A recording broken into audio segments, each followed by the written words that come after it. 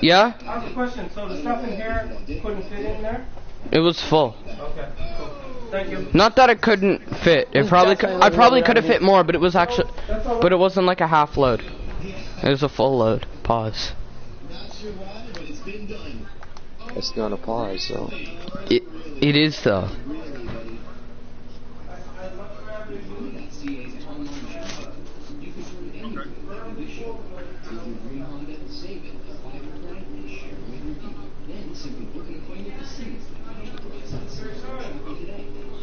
Yeah? I just want to clarify a rule. You can land, huh? You can hit. Ow, damn it. That was toxic. What do I want for what? I'm gonna tap the ball lightly. And oh, I need to put on whatchamacallit, bouncy. Alright, there we go. Oh, it stops, alright. There it goes. Do I use home run or bouncy? I like bouncy. Let's get going. This is a strat. Look at this. Wait, oh, Basketball Gods isn't over, thank God. What are you doing? Look. Hey, Nick, are you watching my stream? Nick, are you on the stream? No, you have a real viewer. Davin, are you on the stream? No. Eddie, are you on the stream? Eddie, is it you? I'd rather listen to Trap Money Bubble than watch your stream. PP cocaine? How are you doing that? I can't. I don't know. Maybe it's just luck. Maybe it's the Octane hitbox. Oh. Let me try it again. Okay. Let me tell you something. I like watching Mo Buckets. That's kind of like all content creators are point guards. Well, because that's where the most of the because that's where the content comes from. Yeah. Yeah. Oh, we did it again. Oh, 82 overall slasher, but I bet he can't shoot like me. I've got a blicky.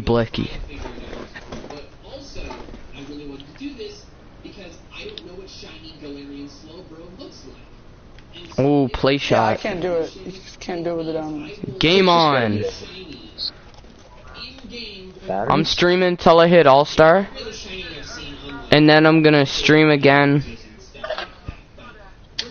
when I'm like 50% to All-Star 2. That was close. It was. Uh-oh. Why you got a gun if you're not gonna bust?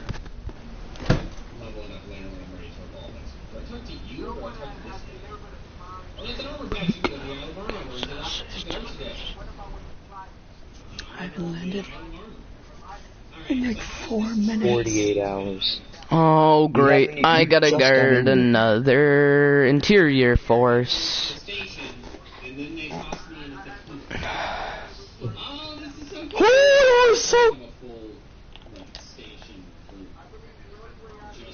Oh my goodness. Uh-oh. It's a close game and I'll get good rep. Let's go, Tiger. You thought? Dude, I hard ducked. Did you whip up a stream, Devin? I've been had a stream whipped up. Oh. So they see my impressive skill. I've been streaming for an hour and 30 minutes.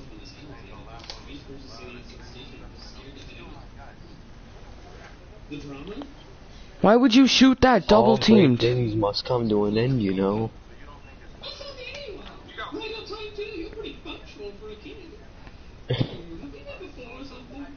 All great things must come to an end.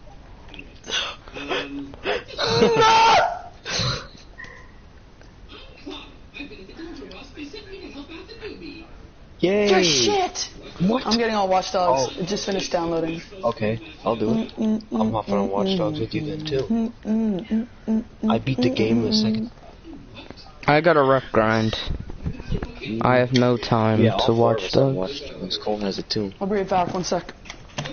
You have fun. Boom laser beams at his acid up blind him. Clips like a movie, but you can't rewind them. You hear like a movie? I said clips like a movie, but you can't rewind them. Yeah.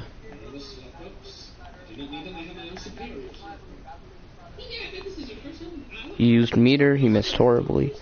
Why would you use meter? The meter doesn't even help you look at when you should time your jump shots.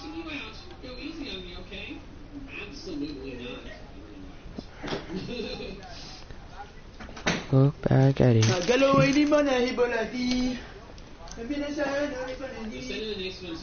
Look back at it. She ain't never do it. Fuck, she good at it.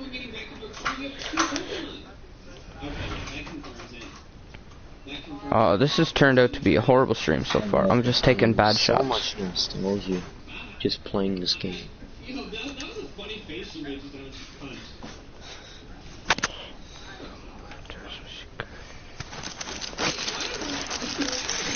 At least I got up for it. I got bear paws.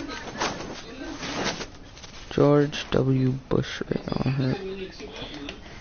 Hey, curious George, you're looking place.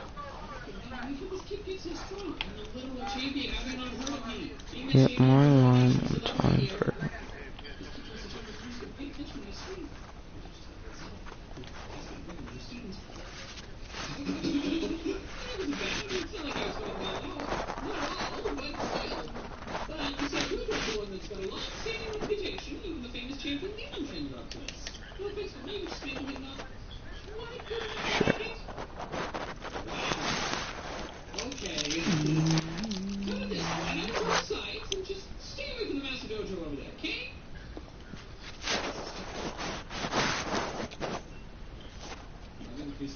This guy sucks. I might ride the bus.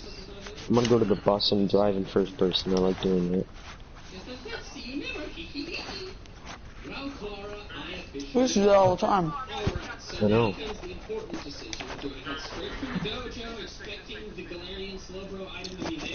Oh, you have to go to the tutorial and all that again. No. Well. Yep.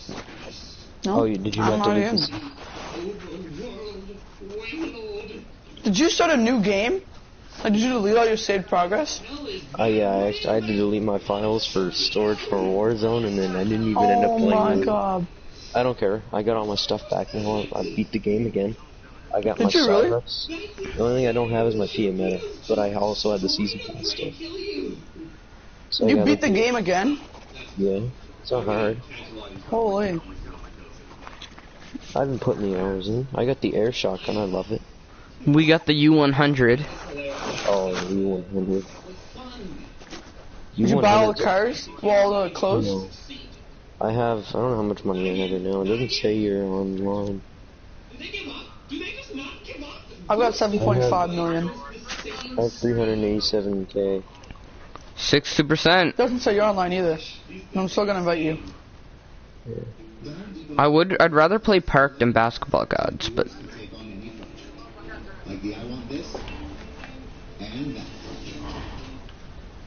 I'm gonna see if I got in a certain Ruthless online. I'm gonna see if I'm yo.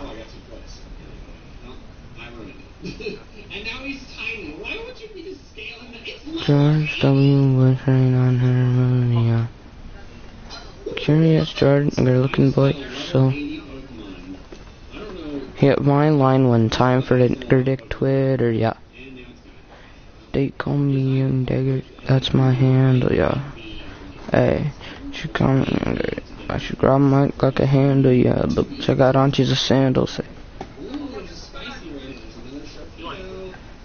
This is terrifying. Boost!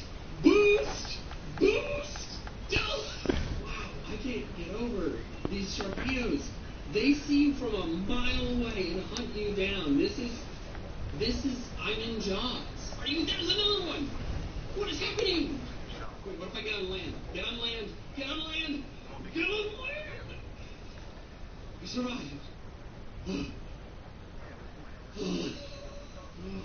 Dang, that is wildly entertaining. Back to safety, my god. Wild Starman just walking around. Oh, that's a Comfey. That's a new one. Dad, you are new. I was right to turn around. Now begins the true hunt for Events of the Moon.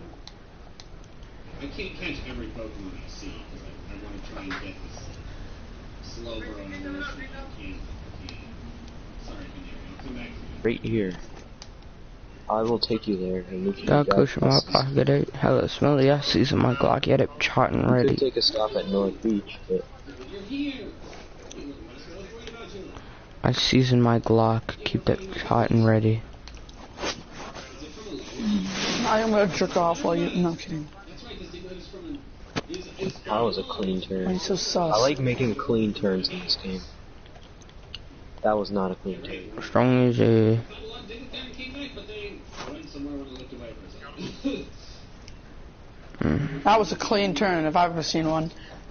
So I'd was rather that. I'm just gonna... How long have you been driving? Because you're like a pro. Oh my... I'm a pro I 3. know I am a pro. Why do you have It's so just, many? there's a lot of wind today, so... Yeah. Getting pushed around. We should do this in history class when we're learning about ancient Egypt. Oh. Are Play you- some are you basketball gods. No. Ah! Please! Alright, I'll meet you at the bus stop. I like to ride on top of the bus. However, I'm driving normally. I'm driving normal when I get to the bus stop. In first person in this ugly ass Toyota. I'll do that when I get to the bus stop. What? Yeah, I'm getting our buses. I had I a didn't ride do at the anything to bus. you. I did this. Stepped on the code. I'm allowed. What color do I want? I'm gonna take a red bus. No. Why not? Curious George, you're looking boy. My name's Honey. Hey, like in Ring Fit. I'm playing with a slashing playmaker 95 overall. We whip up the radio. All-star 3. Oh, I didn't realize you can look out your window. Like you can look to the right and the left while in your car. Yeah.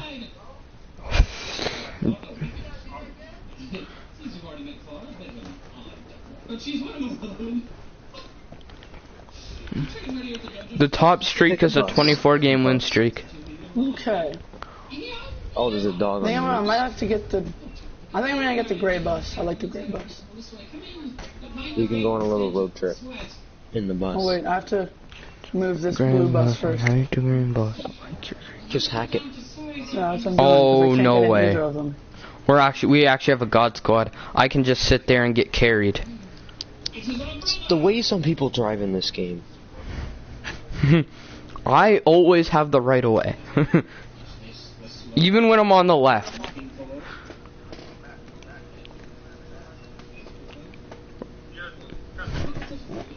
Okay, let me make sure this bus isn't scraped, because if it's scraped, I don't want it. It's not scraped. Good. Mine's a bit scraped because some idiot decided to drive around me. As long as My no windows rule, for me, my rule is I'm gonna give myself a destination to get to, and I can't have a scrape. Where are we going to?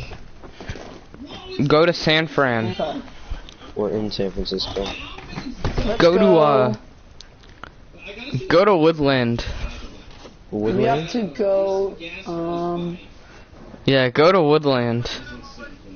No, I say we go somewhere in Oakland. Woodlands. Woodlands in Oakland. Where's Woodland? I don't see it. It's the hood. Oh, I see Woodland. No, because why would this bus be going to Woodland? We have to go somewhere that actually makes sense. The arena? Oh, here, look. Pacific. When I go on it, I can see it, and it looks really nice. Alright. I'm getting a two-way finisher. Everyone's favorite build. I gotta make a Yui. Or a very illegal turn. When the GPS tells you to make an illegal U-turn. Yeah. Hey, the GPS. I'm just following the GPS. Jeez, I'm really not used. I'm not. It's been a long time since I've driven these buses, so Must obey all the rules. You just ran a light. No, I didn't. Yeah, It you was ran yellow. a red. It was yellow. It was yellow. Okay, no, because it was red. I could see it as red. Spring of serious mint versus nature mint sitting around in the grass here? What does it think? Green up. Diglett, yeah. I'm afraid this isn't a turning lane to take a right turn, but Yeah, there's I'm no getting signs into on the right road. lane. It's not. There's no signs on the road, so technically I am obeying the law. That bus just ran a red. Dude, that dude just ran a red. It's probably Nick in the In bus. front of me. No, it's a pedestrian. Behind It's like it's one of the AIs. I got your license AI plate buses number. just ran I got a your red. license plate just in case you do something very illegal. I should have got that dude's license plate. He stepped up. Are you driving first person? Yeah, obviously. Oh, What's why the is it speed wants to limit? merge over so far? I don't know. You can drive the same speed as the other cars in this. This Yeah, I'm man! just gonna drive What the are you same speed as doing? the He other always cars. trying to merge. Oh, there's What a is- cop. Be on your best behavior. The speed limit's 60. 60? I don't know. There's no speedometer in here, so I'm just gonna. I think I can just floor it on this road, cause that Yeah, you cop's can. getting way too far ahead of me. GPS is telling me to be in this lane, so I'm gonna be in this lane. So What I is the cop probably. doing? Did you hit my bus? Is did that why not. you're scraped? Okay, good. No.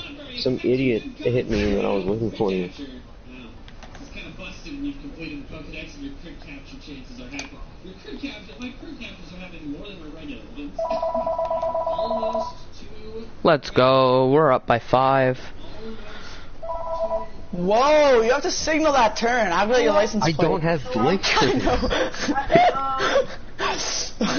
When you're done. Dad might help. Oh shit. Uh-oh, watch that. Watch that cop. We're on both sides of the cop. We should just sandwich him. I'm kidding. Dude! That cop just freaking merged into me and now I'm wanted! Oh my. He literally just swerved No. right into me! I'm wanted now.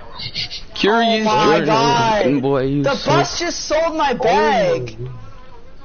I know it's. Wait, did it actually just? Okay, just need to find my way through. Does it say that for you too, Nick? You drive under there? Oh, it's probably because there's a mission that I've incompleted. Mm. Dude, I just got rear-ended completely! No. Dude, mess off! You just said there's a shooter. What? Who shot? Dude! Oh, it's because we're black. It's because we're black. It is. It is. It's because we're black. Freaking racist cops. There's a Black Lives shooter? Matter. Oh Yeah, my this goodness. freaking this game was made like 5 years ago. Mhm. There wasn't the BLM movement wasn't a thing. No, not really. Freaking racist ass San Francisco police. What? That's it. I'm jumping out. There is a shooter. You're right. There is a freaking shooter. Oh! Oh my Oh, I fuck. just spawned out of the bus. Uh-oh, this is not During good. the school year, I don't really do as much. I am a I'm shooter. Go, go, go, go, go, go. Big whites. Just drive. We love whites. Whites are great. No, just like. You're my shooter, Nick. I need you to be Corner, focusing. corner. Can you dot me corner? Well, we gotta then hurry. where I keep you there. I have a bullet Oh, hole in my holy, ribs. holy smokes! That dude came out of nowhere. I just have a bullet hole in my ribs. I'm actually wide corner.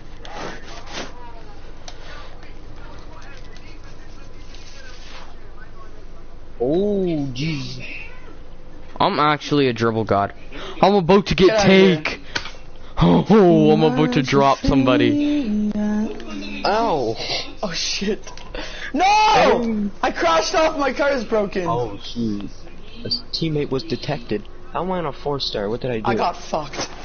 Here, I'm coming. I had a pistol. I'm What? jumping. I'm Why do I jumping. have a pistol? Was I role playing I'm alive. last time I played this? I'm alive somehow. Holy shit! I just No. watched a cop SUV fall off the thing. Yo, hold on. Yo.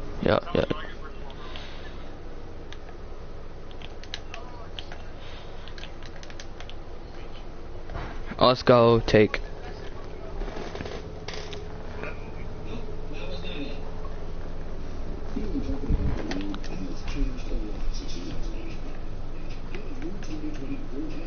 Hey, good defense, good defense. No threes, good defense. Hey, we out. Hey, back.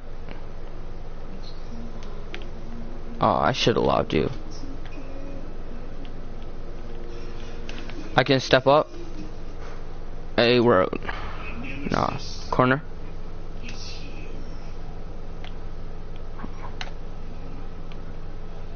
No, I didn't want to shoot. Oh, fuck.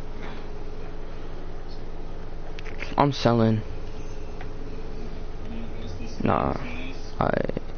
Let me drop him.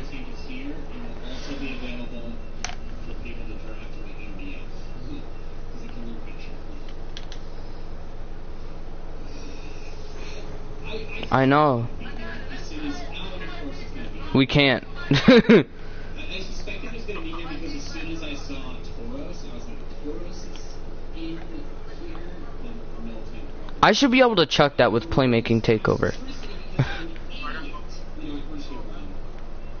If he sags off, you got me.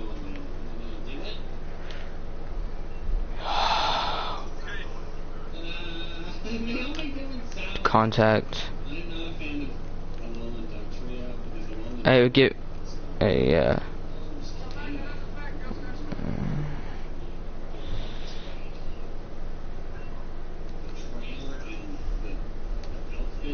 good lay. No threes. My man can't shoot.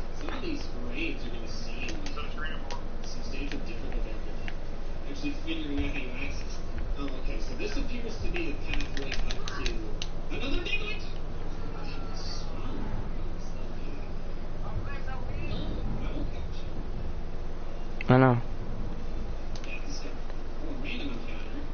All the way. No threes. Hey, I can leave my man kinda open. You just need to play paint, I'll pick up.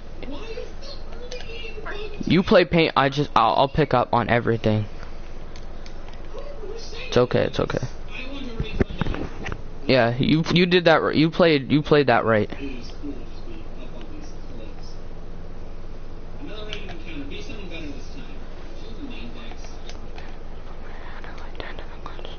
Oh.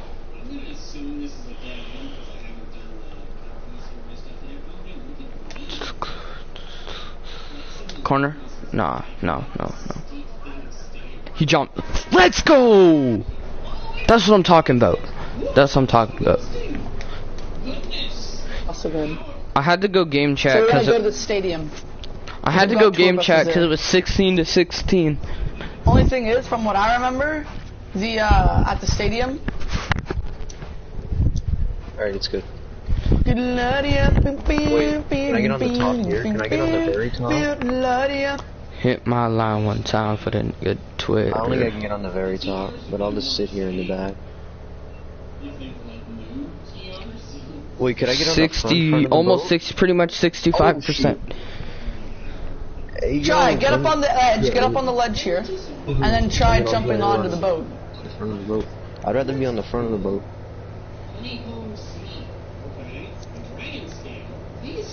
No, get up on the ledge, like on the sidewalk, and then jump onto the front. Okay. Can you climb up that? If I can't, I'd be surprised. Okay. Okay, move it a little closer. Oh, we're on. Let me get up to the top. Nicely done. Thanks. Oh shit. That person's got money. Give me your money. Oh shit, it wouldn't let me hack him. Got good from my pocket, it's hella smelly. Coming back from my evening fishing Got kush trip. in my pocket, it hella smelly. Yeah, we'll season my Glock and it's hot and ready. I can't listen to a song, cause I'm streaming. Both the way we were going. Get wet, get wet, get wet. Get in, no. Wait, what if I air Pull up and shotgun this? Wait, is there a speedy boat here? Pull up and wet No, the but there's one block. of these ones and they're faster, so we'll just drive this. Sipping on me, that's why. WKZ News. I want to get to the very front of the boat. I'd rather be there. I'm more comfortable being at the front in front of the boat. Okay, there's no speedy boats. There we go. An hour and 30 minutes left of this. It's a little Almost faster. It's a little tricky. Did someone just shoot at us? ends at 6. That's tough.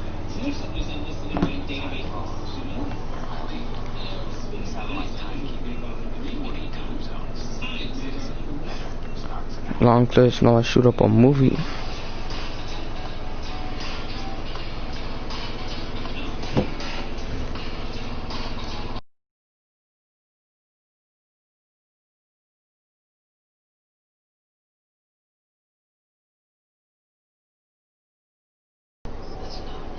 Let me get on, I can't get on the boat.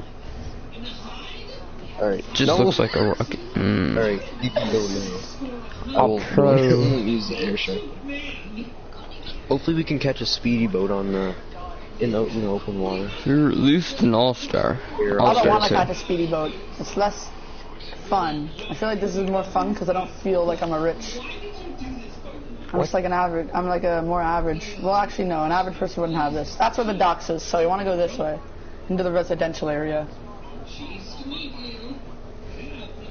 I'm gonna floor it. Why not? Well, in the open water. Yeah, there's no cops out here. Why don't you just drive across the water to the checkpoint? That cushion my body did it. Where are you going? Oh wait, where's the checkpoint? I put it Hey. up. Is it the buses? Yeah. Okay. You wanted to go to the buses, didn't you? Ahmed. I AI would put the player. buses out at the stadium here. 69 overall. They're in this, This like is the caged area, freest- and if we it's pretty lose, hard I to get quit. it out without scraping it up. Like it takes a lot of. If we lose, I'm gonna be mad. No, that's 89 yeah, overall. but that'll scrape Never it up mind. too. No, just move The along. fences will hit it. We're probably gonna lose anyway.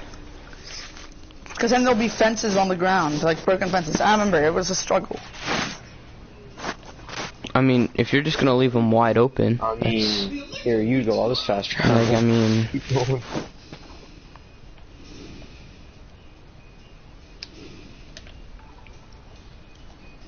That was big stupid. boom, bucket. Wait, where are you? What do you mean? Did you fast travel somewhere? No. Did you disconnect, maybe? Probably. I'm kidding. Did you fast travel? You definitely fast travel to that pawn shop. I did that! I did. Can you fast travel in real I life? did. I wish you could fast travel. I'd fast travel to. Dude, I'd go to the bathroom and then just fast travel to freaking Florida for like 50, for like 5 minutes and then fast travel back. Dine and Dash had fast traveled to like Africa. And give them my life. On lunch, fast travel to like some like restaurant, like in the back kitchen, and just take food and instantly fast travel away. That'd be sick.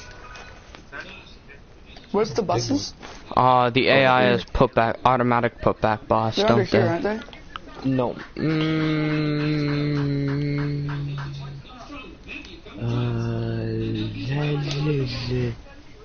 Did we go to that spot? You are not to leave me open. It's right over here. It's right here. Oh yeah. And you know I'm Look at number us. one, my And we Tracy got far enough McGrady. away that the buses regenerated different colors and all sorts of I want stuff. the navy blue. Can I want the fight this gray again. homeless person, please? It's gonna be very hard to get this out without scraping it. You for me, I just pretty much need had to a straight pass me the line. ball, I'm wide open. You scored, but we could have had 3. Here, I'll go first. I'm getting this black bus. Alright, where are we going to? Where do you want to go to? What are you feeling? Let's go the same route. He had Actually, no no, that's momentum, boring. and he does Even though the we through didn't the get to finish legs. the route, I want a new route.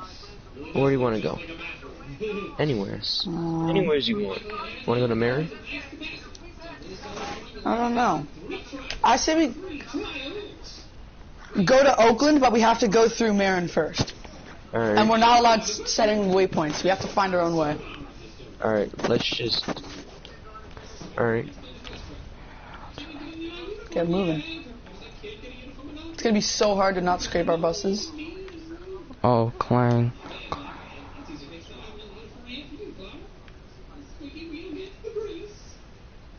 We've got people on a tour, and if we scrape these buses, they're gonna be pretty mad.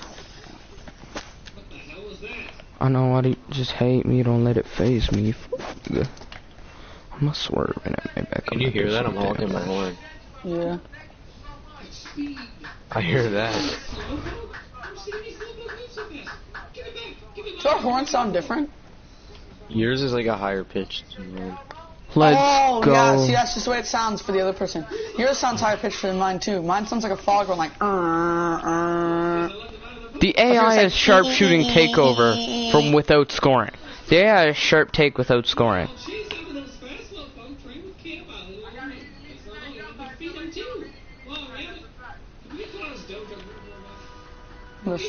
Follow the same speed as traffic. You just sat in the key! You're selling! And you left the guy with sharp take wide open. This guy's the play before. He's literally selling. I had a wide open dunk if he wasn't in the key.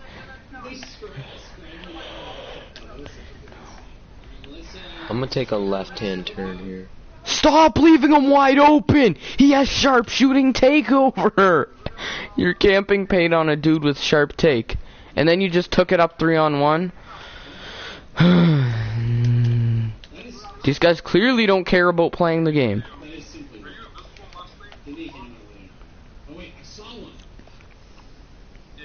Look at that stupid flag over there. You see that? I'm gonna I take. was stuck halfway merged in the lane. I'll take a traffic. left. Move! I'm taking it right here. You should be nervous, because I'm right behind you. I think I'm like purposely going, I'm right I should get a behind you at solid the bit of stops. rep right there. Cause that was a game and a The half. bus only lane, let's go, baby. Damn it. Almost made that light. I I'm see so your dude. close behind you. I see that. I just see your dude just Your sitting license, there. I have your license plate, it's Wooko. Yours is X6R313 or something like that. We're so close, boys. We're so close. We're gonna get it. We going to Ching Chong Town? We probably can't. I'll take a left here. 68%.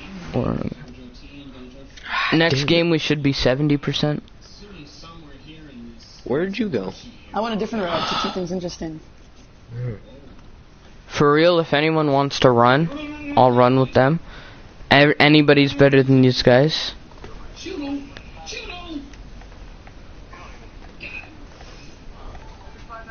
is pretty fun. This is a fun little mini game we got going on here. Reminds me of a trial from the Lord. Booyah. Alright. Can we fly back?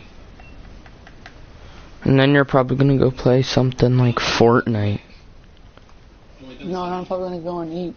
I feel like I might have remembered. There you go. It's only 4:30. Yeah, but we eat suppers early. Yeah. That's our supper time.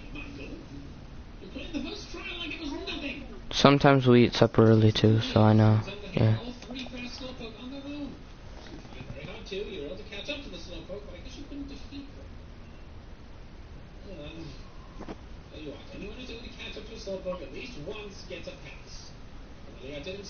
Mo.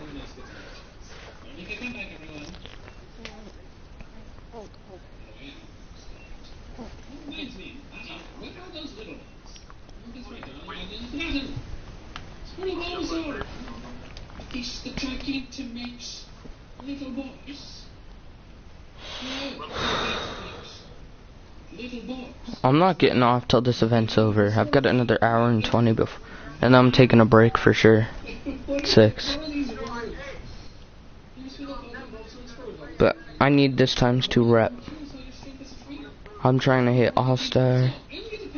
If this two-way sharpshooter can't shoot as well as I can, I'm gonna be mad.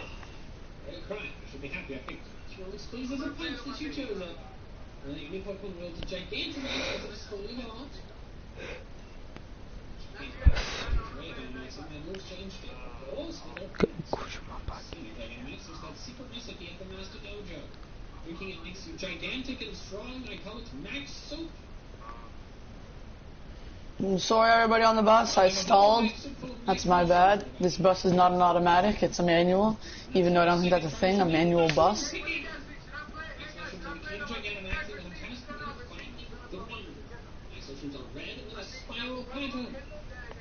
It could easily be a thing. That car just ran a red. The cars also hit you, so you know. That car was, I was behind that car for like 4 minutes. Well, no, like 2 minutes. Oh, we lost. He was following the rules perfectly, and then he just ran a red. That's tough. They have 2 shot creators and a 2-way sharpshooter. As long as my teammates aren't ball hogs and they pass to me when I'm wide open. You said warm spots. That was a weird phrase to use. Let's go for a walk. I'll show you some mushroom hot spots. Now's not the time. Buster. Twigs. Fine. Oh shit, there's a police officer in front of me. Oh, he's definitely gonna fuck me up, isn't he? The officers drive He's totally the worst. gonna merge right into my bus again. And I'm gonna be on a 3-star. Why do the Hey, he's a officers? shooter! What do you mean I'm a shooter? I'm a bus driver and you just drove into my car and now you're calling me a shooter? Holy smokes. That's a good police officer right there. Shooter. He crashes into me and gets out of his car and calls me a shooter. The nerve.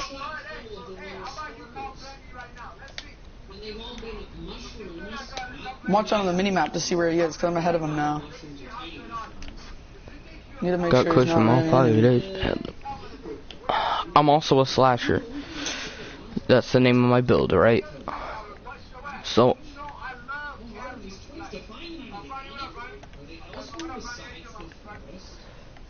I'm here.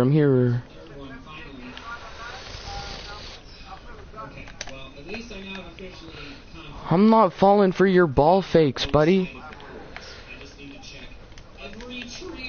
I'm not falling for your ball fakes, buddy. Cole's online.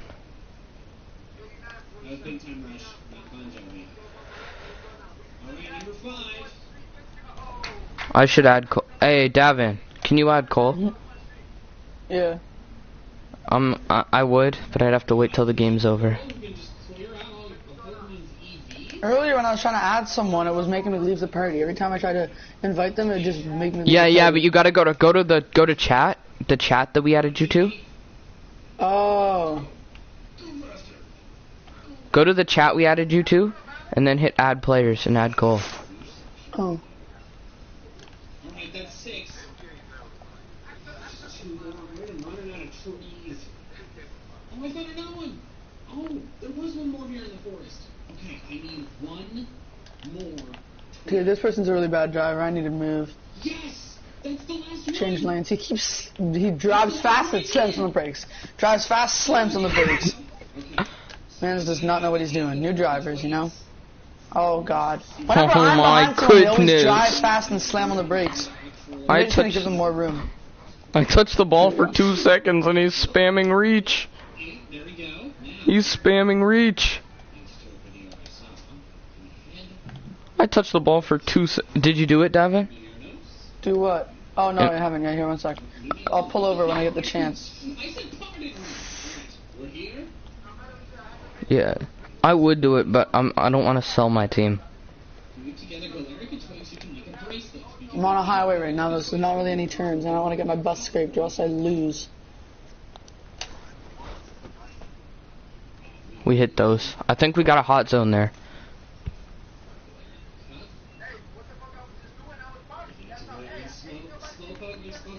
He's off. Nah. I mean, I just hit a white. I can't complain. Yo! But I still will. Why'd he hit a white? How'd he hit a white? Dude! Oh my god, that was close. I almost got fricked up. This one car stops in the middle of the highway and then starts Pass backing the up, and I'm ball! right behind it. I just came down, hit a 3. They're leaving me wide open. But you don't pass the rock. I'm not passing you the ball then. Oh my gosh, my heart's pounding. Okay. I should have just taken my dunk. It's not the best shot yet, but I respect it. You know? The body. Right, that's awesome. Disable. How do I add a player to it? Go to the chat that we added you to, and it'll say add player.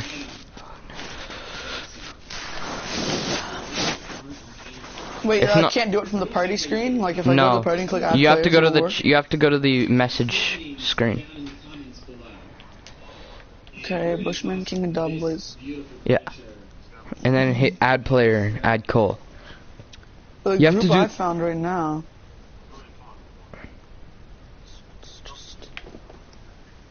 Okay, so hold up. Let me go. Messages.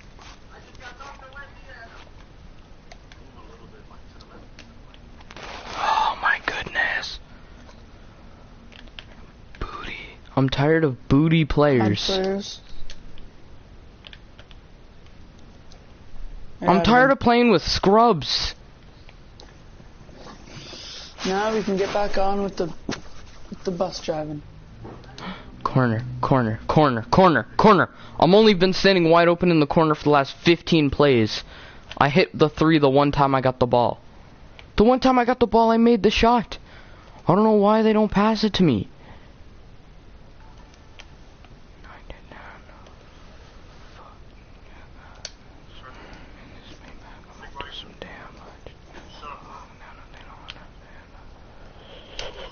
I added him, so now do I need to invite him? No. That's it. You just have to add him. And then he can join.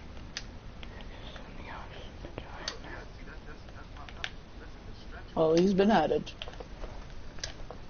Hop, step, lay. I'll do it after the game as well.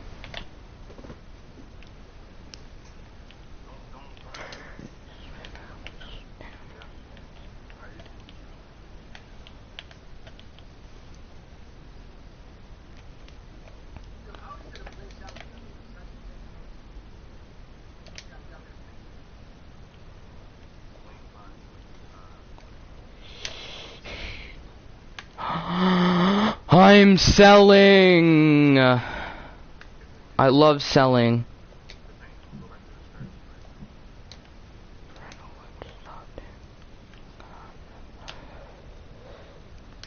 I love taking very early shots that I clearly try to up fake on. Very early when I'm trying to do a pump fake. It's incredible.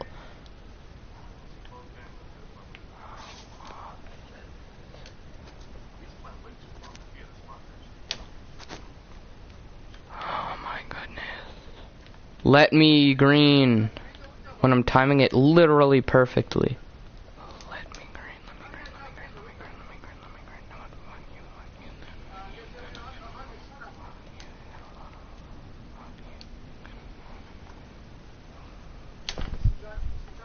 No, finally. Thank you. This is a horrible off game. I hate having off games. Got coach in my pocket. Hello, smelly. He's off. Yo.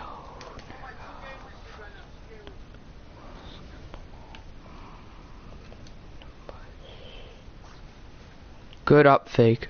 If only you didn't airball your wide open 3.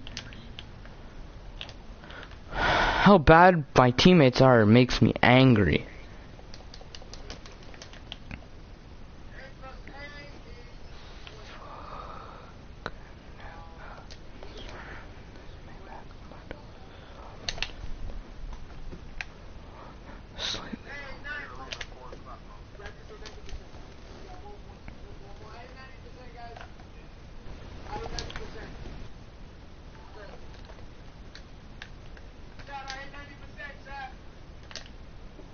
He's dribbling into my legs. No, we shot absolutely horrible. I want to forget that game. No, he just got no.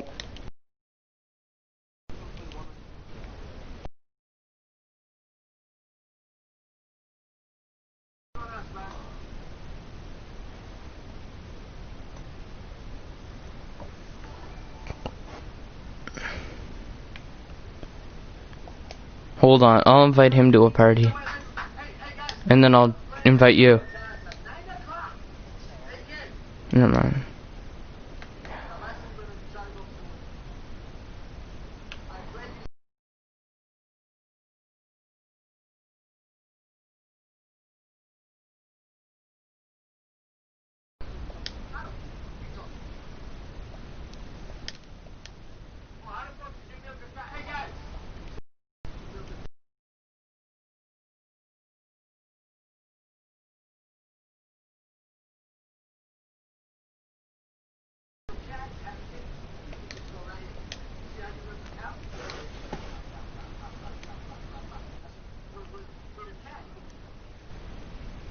Alright, he's not joining, I guess. He's AFK.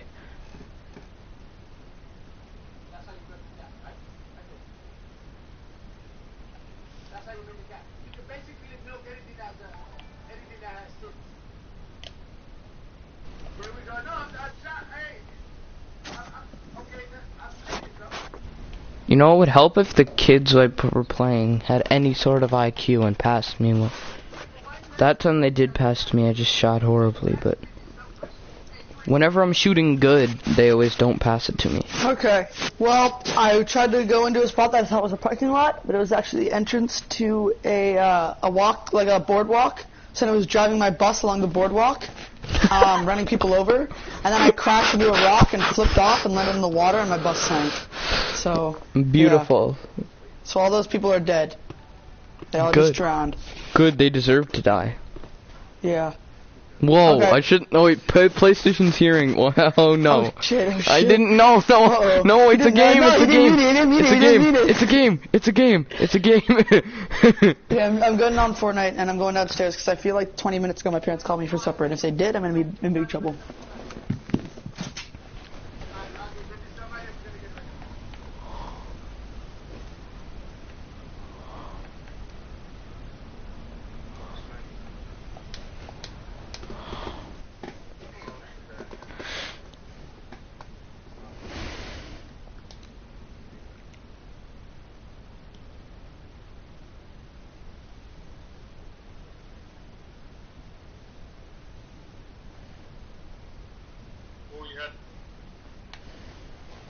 Oh, carry me, please. Please.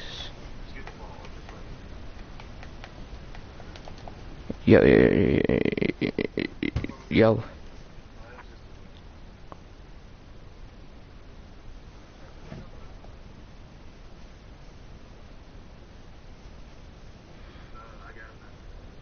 This could be our easiest win all day.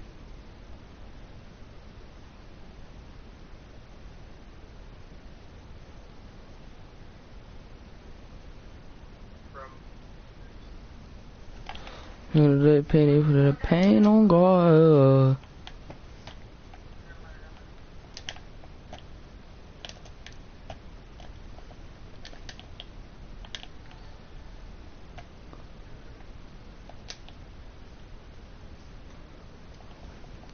Hey, go board. That's what I'm talking about.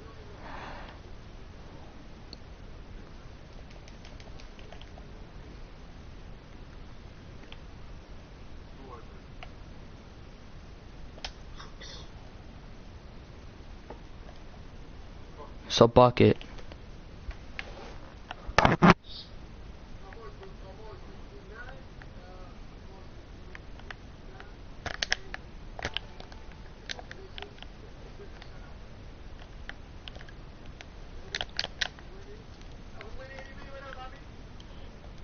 Boards are just gonna kill us this game.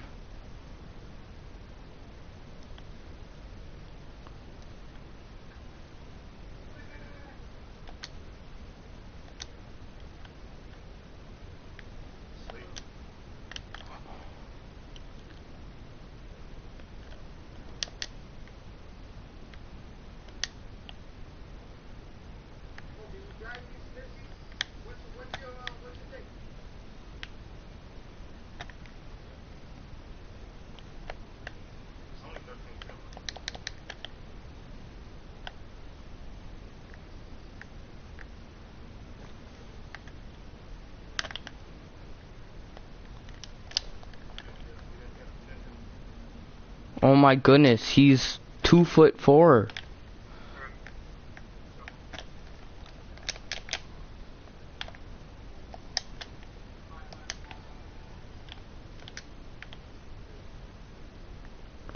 Literally so short.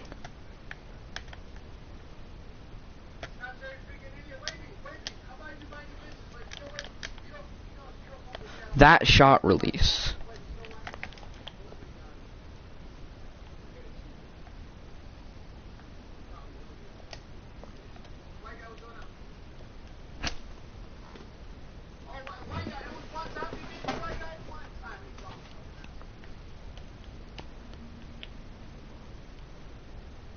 We hit those.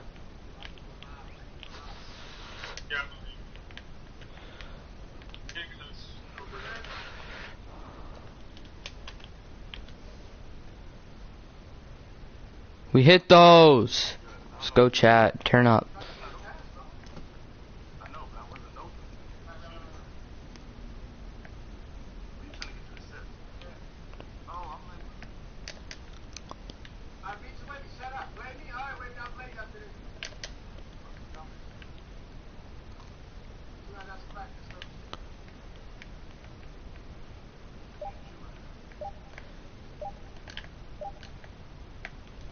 Good defense. Turn up, Chad.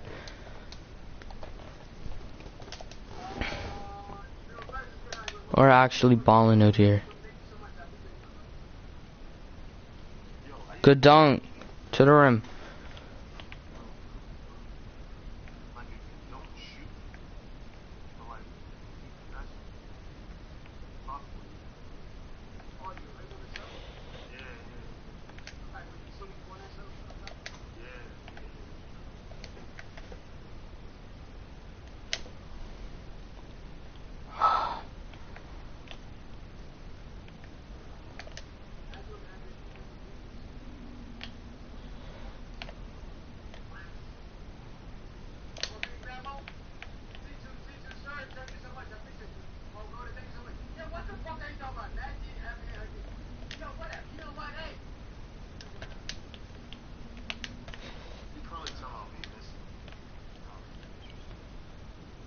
Yo, I'm sorry, I'm selling.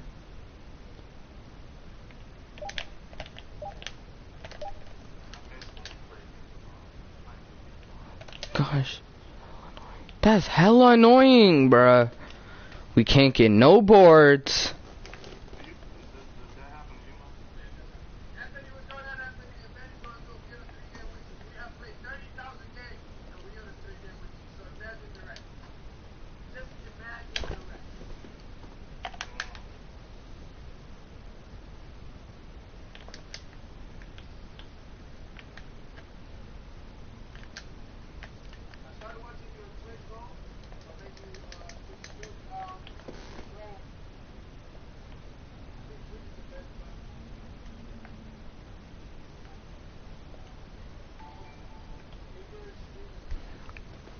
I sold this game away. How the heck did that hit the rim?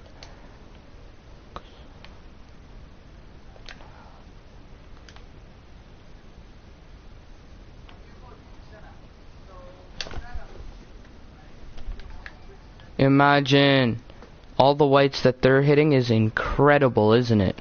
All the whites that they are hitting is incredible. I'm actually mad that I'm not greening.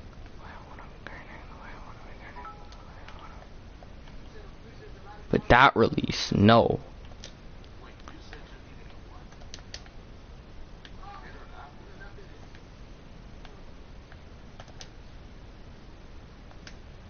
No.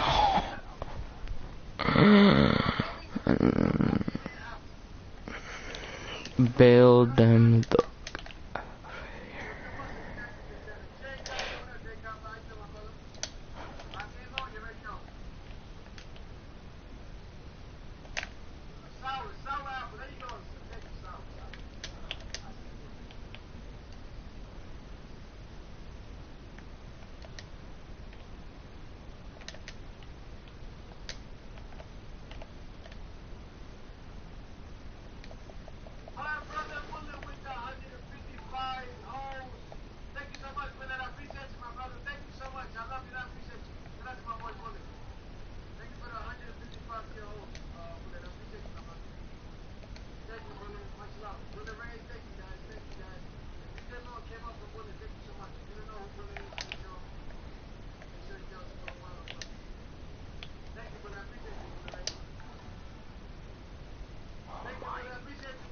Y'all see that pass, bro?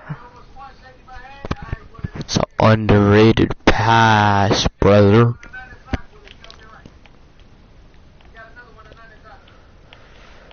Nah. Straight off.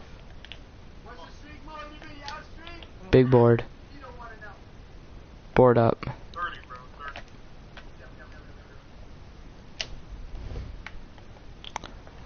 That's nasty.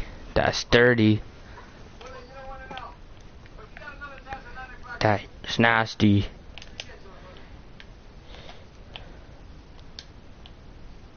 No cap. That spin back was dirty.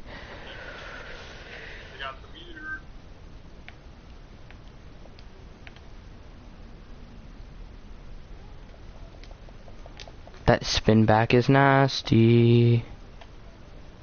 It's my spin back.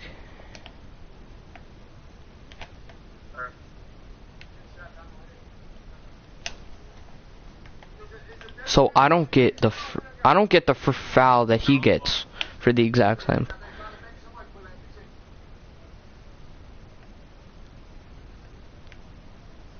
Alright, whatever.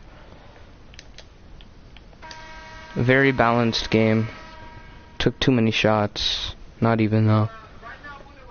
It's just a very balanced game. Shot horribly from deep.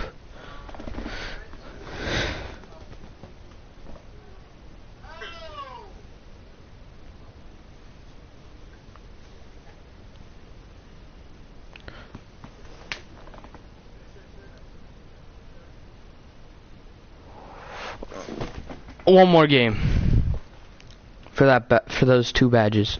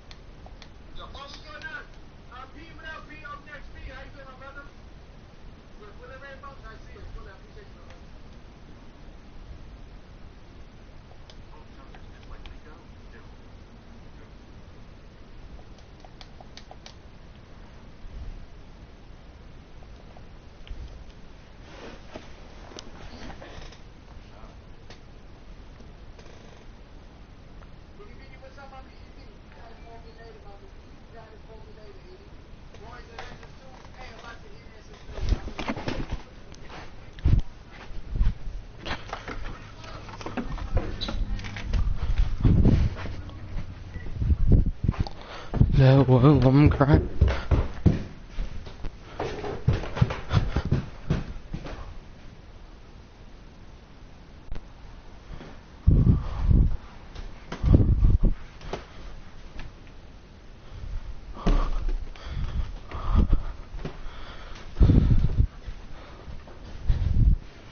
Betka.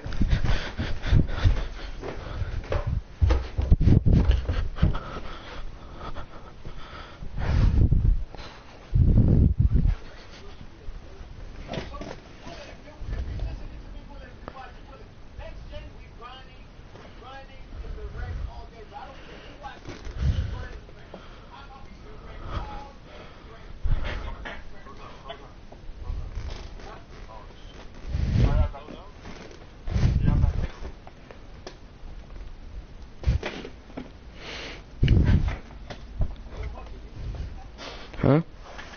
Yo, let's go.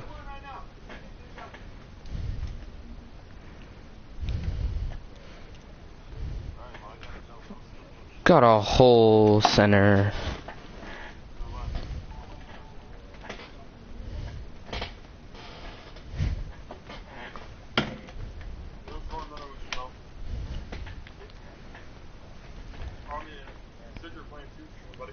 There's a 90s paint beast. I can't do nothing.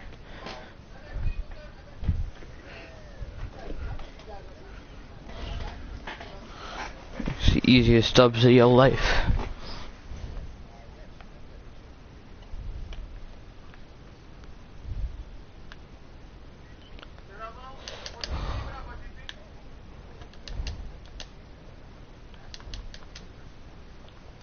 Hey.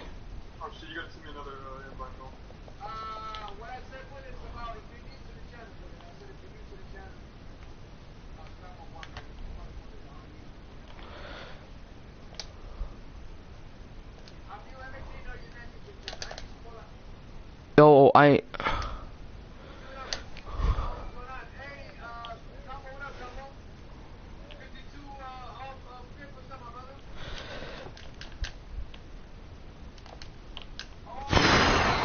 what?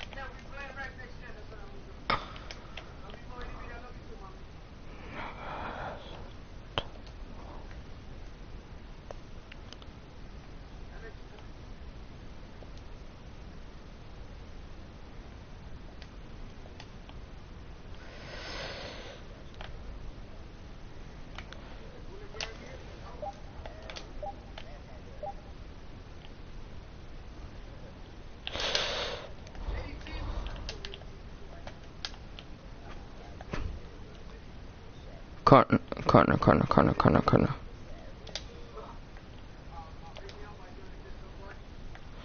You know we can't.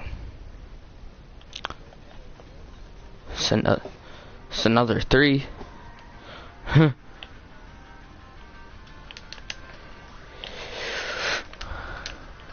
Let's go. Let's go. That couldn't have gone any better.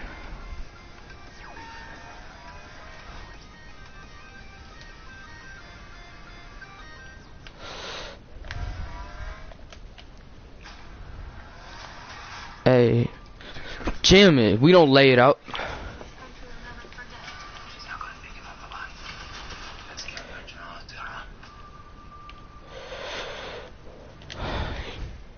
It's too big. He's too.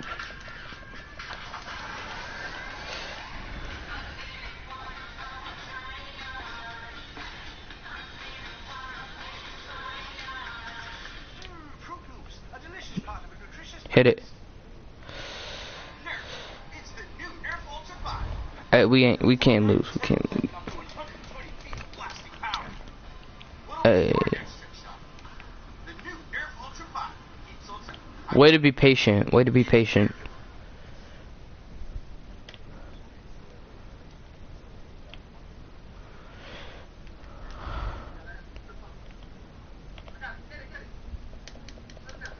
Nah, he was just patient. He waited for you to jump, and boom.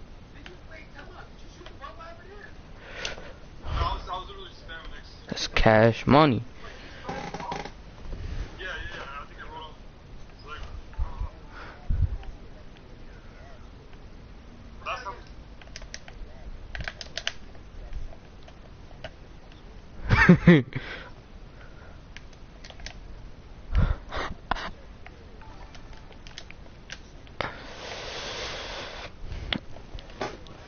The only way they score is in the paint, though. That's for real.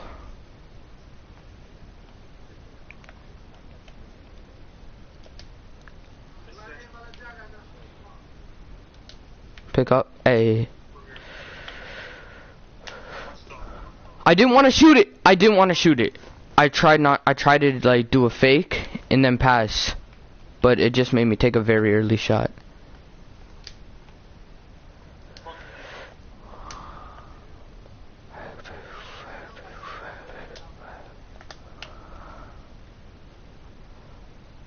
Green. Way to wacky. We gonna keep laughing.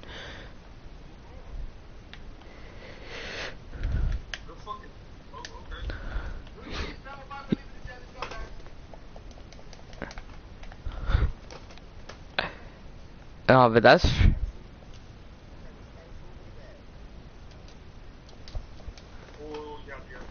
You can't... Hey.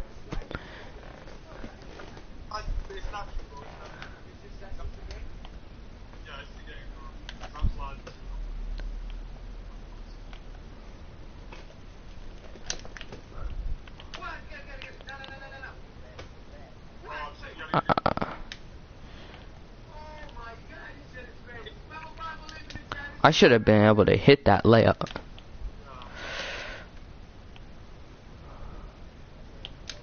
What? He switched it and it was white?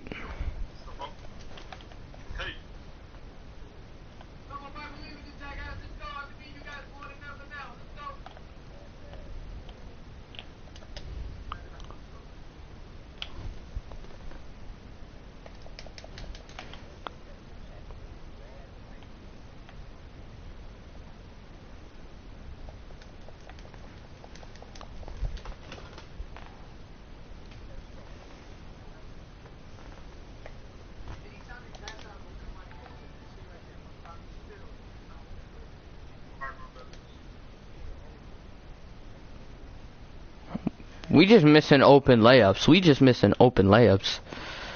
I got you. Ah, shoot. Back. Nah.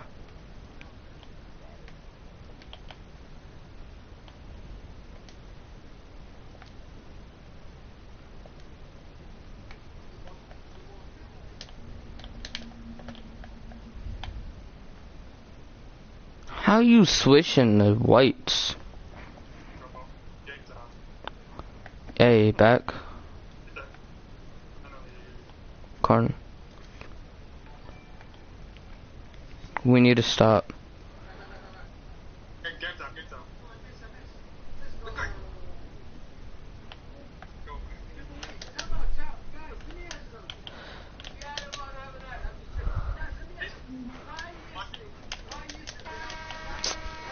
He's too big. I mean, I guess that's what you get for being 99 overalls.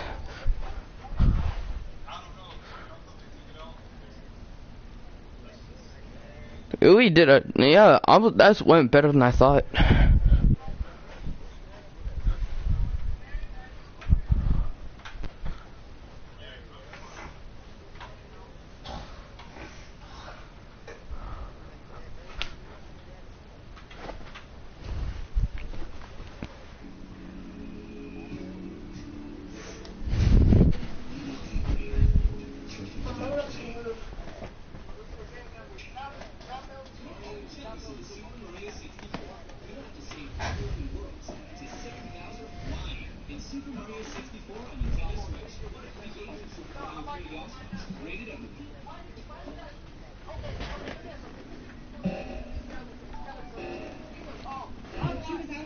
Nah, they got bad.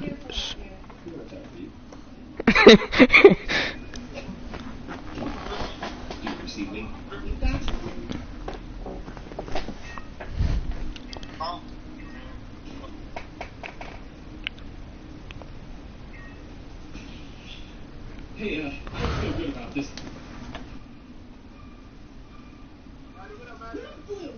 Someone's coming for you. Get out of there.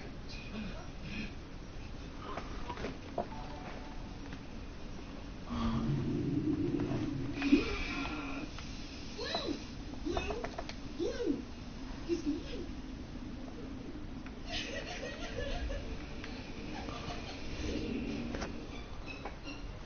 Hello, Internet. Welcome to Game Theory, the show that's... Hold on.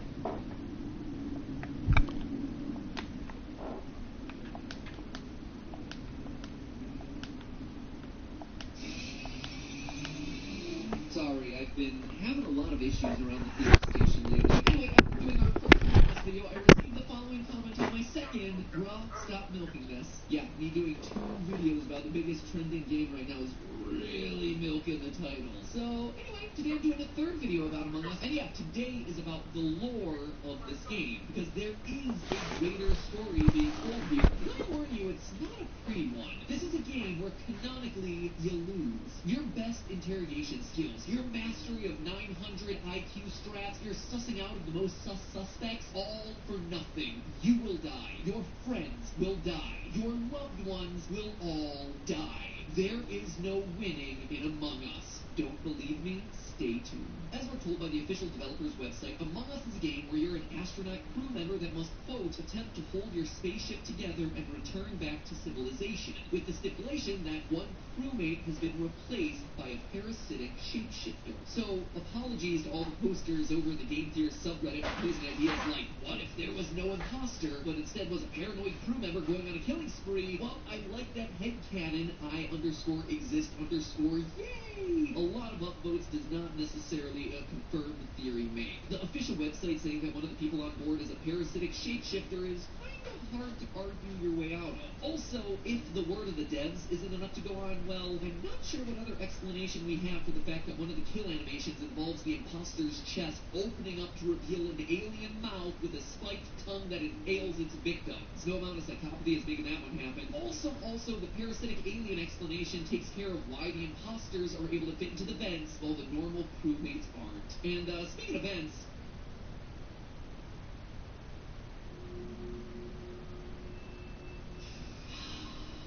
feel that cool air. I love a good working AC system. Anyway, before we continue, it's also worth pointing out that these crewmates are most likely human. Maybe that's something that you just assumed, but it's actually not as clear-cut of a conclusion as you might think. You see, we can presume that their biology is somewhat similar to ours, given that they require oxygen to breathe, they have heart rates that we see on the monitors, they have blood types just like we do, and maybe most significantly, they have vending machines full of soft drinks like Mountain Dew and electronics made by Samsung. Sorry, copyright neutral drinks like Don Dew and electronics made by Samsung. Oh, and that vending machine also includes an Easter egg reference to the developer's other game, Henry Stickmin, the energy drink. You got that one right. Took me an embarrassingly long time to figure out that both games were made by the same team. Hey, imposter! See something, say something. Holy crap. How weird is that? He's got to be something. Anyway, the reason we need to address the questionable humanity of the crew is the fact that apparently they're 3 foot 6 inches or 1.06 meters tall, and they weigh only 92 pounds or 41.7 kilograms each, based on the info that we're getting from the medbay scanners. I mean, that is awfully short and awfully light for a typical human being. What this tells me is that Among Us is taking place far into the future, where astronauts have been specifically bred for deep space travel, or are just being selectively weeded out by size. You see, the average male height of a human being is 5 foot 6 inches tall, 1.67 meters. The average female is 5'2", or 1.57 meters. Our crewmates in Among Us are only 70% that size, and yet seem to both function as humans and be surrounded by human products. So why would our crewmates be so short? Well, the fact is, quite simply, that certain body types just work better for certain careers. Consider horse racing jockeys. A racing jockey can technically be anyone, but the most successful ones are going to weigh in at about 100 pounds or 45.3 kilograms, and also have most of that weight concentrated in strong upper bodies. For astronauts traveling on long interstellar voyages to foreign planets, it's very likely that sometime in the far, far future, we're going to have decided that smaller astronauts are going to yield longer, more successful trips. Why? Well, consider this. When you're traveling in deep space, not only is it going to be a long trip, it's going to be a very cramped trip, meaning that every bit of space is going to be important. And the more that you're going to be able to get out of the food and other resources that you pack, the better it's going to be for everyone on board. Larger people require more food. Caloric requirements are directly proportional to mass, and taller people just are more massive than shorter people. So, in the case of astronauts, size really does matter. So the way I see it, these are Earthlings from the far future. Anytime when we've either selected or bred our astronauts as a means of stretching the resources available in a deep space trip. Smaller astronauts just wind up being the more efficient option for deep space travel. So, okay, we're humans on a deep space mission. It's not breaking any real ground here. What else do we know about the story of these games? Well, the idea that one of the people you know has been replaced with an alien imposter is one of the oldest premises in all of science fiction. Think classics like Invasion of the Body Snatchers from 1956, or It Came from Outer Space in 1953, or The Thing from Another World in 1951. Geez, there seem to be a lot of movies from the 50s about how your neighbors are actually aliens out to get you.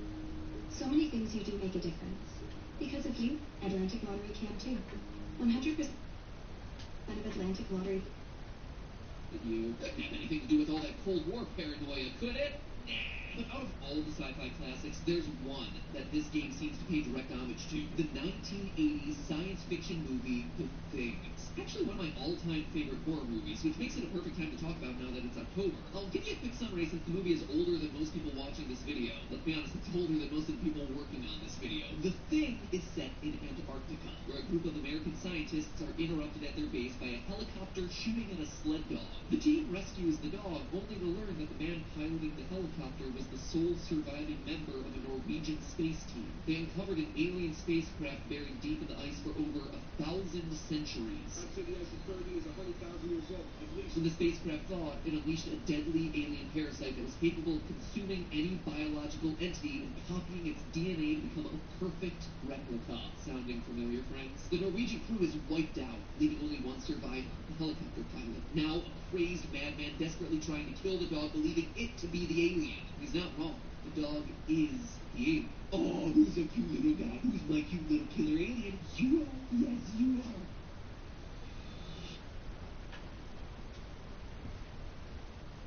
Replica. Sounding familiar, friends? The Norwegian crew is wiped out, leaving only one survivor, the helicopter pilot. Now a crazed madman desperately trying to kill the dog, believing it to be the alien. He's not wrong. The dog is the alien. Oh, who's a cute little guy? Who's my cute little killer alien? You are. Yes, you are. Good boy, go fetch. What ensues is, well, basically the plot of Among Us. The people on the science station have various tasks that they have to perform, requiring them to split up, which has the paranoia ratcheting up as they all begin to suspect each other in the quest to try and ferret out the alien imposters, sometimes even killing innocents. I mean, even the debates that they have in this movie sound a lot like the team meetings that are held in Among Us. He's wonderful. When do you think you got to him? Anytime, anywhere. Hey, look, Charles, come on. The lights went out. Everything's a perfect storm. Right. You said guys were missing and witness. Where were you? The place is just Yep, just about as calm and collected as the discussion in Among Us 2. So it's Among Us with the added wrinkle that the killer can now pose as the victim he just killed, which is actually a really cool wrinkle that they should try adding into the game. Oh yeah, and if the parallels between this specific movie and the game weren't clear enough to you, the alien's favorite form of attack is its long, sharp, piercing tongue that it uses to both grab and puncture its victims one by one. Pretty reminiscent of that one kill animation from the game, isn't it? Also, the alien in the movie isn't just something that you can kill by stabbing or shooting it. It has to be burned to a crisp or destroyed in an explosion to actually get rid of the thing. Which again is why we see the game requiring more permanent solutions like the airlock or lava pit. In the movie, the remaining human characters eventually decide to do the heroic thing. They accept that they're all going to die at the Antarctic science station, so the mission shifts from escape to destroy the alien imposter at all costs so it can't infect anybody else. But that's not the case in the game. Unlike in the movie, in the game, we know that the alien wins, and the worst comes to pass. Look at this. Reading the store page description for the game's DLC maps, Mira HQ and Paulus, we learn the following. Mira HQ, quote, after a long journey on the scale, crewmates should spend some time back at the Mira headquarters. Surely there aren't as many imposters there. So obviously the long journey on the scale is referring to the events that took place in the game's first map, which presumably is when the crew first encounters the alien. After surviving an encounter with the alien parasite, the crew seems relieved to return to Home Sweet headquarters, thinking that they're safe, but it seems the alien menace has traveled with them back to the HQ. And things don't get any better with the third map of Paulus. Again, from the description of the Paulus DLC store page, quote, ban the expedition to the research base on Paulus, a planet far away from any would-be imposter. And by the way, Paulus is a direct connection back to the Henry Stickmin lore. In episode 4 of Henry Stickmin, fleeing the complex, one of the guards is named Paulus Petrovich. Same name, but how do I know they're connected? Grab a hold of his bio and you get this. Quote, Paulus Petrovich, he won a sweepstakes and got to name a planet after himself. So, pretty solid confirmation that these two universes are connected. So, according to this game's lore, Paulus should be a safe space. But of course, once you load up the map, people are bound to start dying as the alien parasite is once again running amok. The conclusion here is obvious. If this was indeed a safe place before the crew arrived, then obviously the alien parasite traveled with them. We are bringing the alien parasite wherever we go. We are spreading it. Canonically speaking, we failed in killing the imposters on the scale, which allowed them to infect the headquarters. Now, because of all of our research missions to other planets, the imposters imposters are able to reach places that they never could have otherwise. Ever think it's strange that a win condition in the game is simply completing all of your science tasks? I certainly did, because it means that you get home, but the imposters are still alive. They're still in your crew. But that's the canonical ending, my friends. You may have thought that you won, but as the game title says, the alien imposters are still among us. It's only a win because you're continuing the grisly, tragic story of the game. Like in all the recent FNAF games. Congratulations, your skeleton got scooped out of your body. You got the official canon ending. Congratulations, your body was possessed by an evil AI and now your conscience is trapped inside of a digital prison. You got the good ending. A winner is you. Congratulations. You just doomed the entire galaxy to a gruesome death at the hands of a series of brightly colored jelly beans. In fact, by this point, the crew members seem to have accepted frequent murder by alien imposter as a basic fact of life. It's gotten to the point where they're making snowman recreations of murder scenes. Jeez, these astronauts must have themselves a really grim sense of humor, and apparently no sense of urgency when it comes to doing their tasks if this is what they're doing in their free time. Because they know it's impossible. They've lost. And so you don't need to be a 200 IQ crew member to see where this story's going. It's the tale of a bunch of astronauts who, through their actions, are allowing the alien parasite to spread. A fate that was narrowly avoided by the crew in the thing. Every step they take that brings them closer to home is one step closer to the demise of their home planet, with every person on it eventually becoming infected. Oh, wait, gotta deal with this.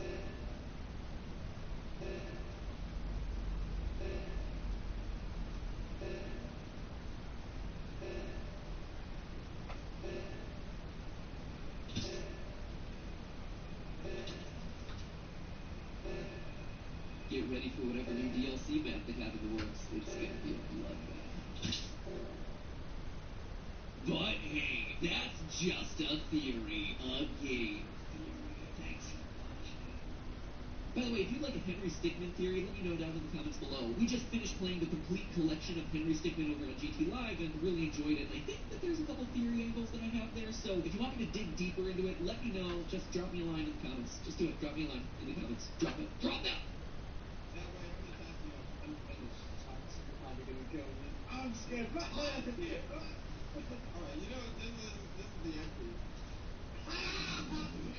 We have done it again. We have broke Among Us to go even further past the game limits by adding actual proximity checks. To completely prove that this is real, we are all deafened on Discord or muted. You see how quiet now Mimi is, but when he gets closer, he's louder. So wherever you guys go, the further you are away, the less you hear someone. So if you're on the other side of the ship and you die, the people on the other side of the ship are not going to hear you. This is actually how Among Us should be played, because this is amazing. If you are part of the percentage that is not subscribed, subscribe right now for more amazing content. Hey Juice, hey Sensei, how's it going? Do you guys like this snowman I built yesterday? Wait, you don't like it? And now it's quiet. I can't hear anybody. Oh my god, this is beautiful. Oh, I have the same task as you, so let me do this. Do you? Huh? Yeah. What do you see on your screen, Juice? 5 rocket thing perfect fit. Not joking, it's 4. It's 4. Alright, Juice. I guess you're clean. I don't have actually any more tests over here. No, I don't read that. I'm running off. So many people. Oh, hello everybody. Hello ship people. Green's dead. Green's dead? Call a meeting then. No. Where was the body then? Okay, wait, who wasn't with us?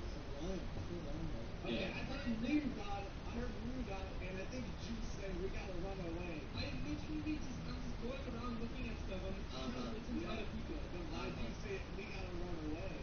Well, you run away, yeah, we have to run away. Run away from what? He finds our dead bodies.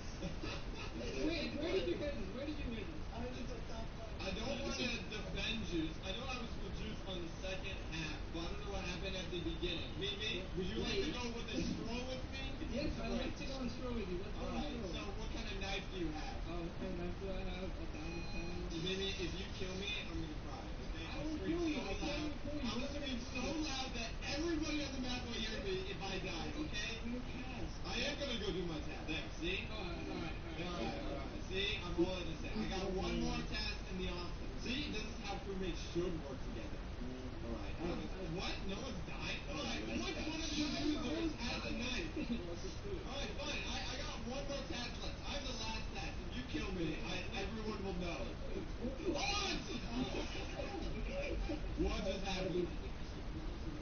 No, it has to be Mimi, man. Because we vote Mimi. Let's go!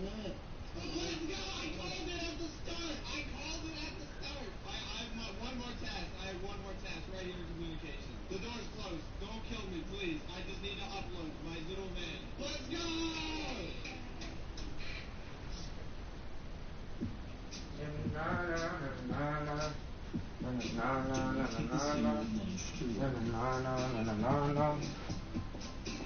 What if it's trying to play me? Are you crazy? Pocket rocket in my cargo like a Navy. Put his Tommy through his brain piece like he Brady. Heartbreaking on the daily, nothing shady. Boom, give me some room and I'm about to shoot. Boom, everything like you don't shoot. Boom, you was expecting for me to hit. I know you put a hole in that.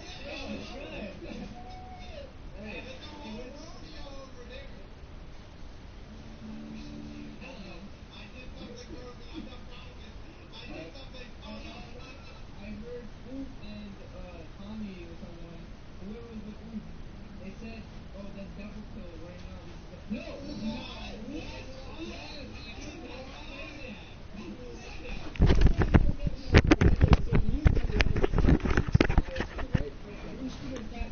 Came in here, and then I was like, oh no, it's gonna be a double kill run. And they're trying to put it on us? Hey, Tommy! What?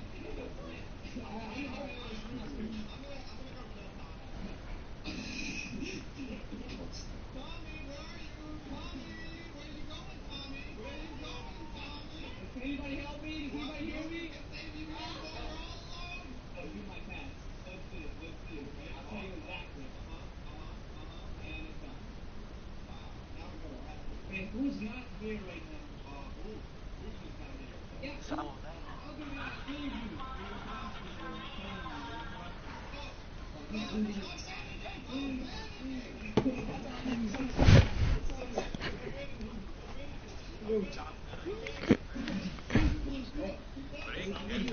I go ape and gorilla.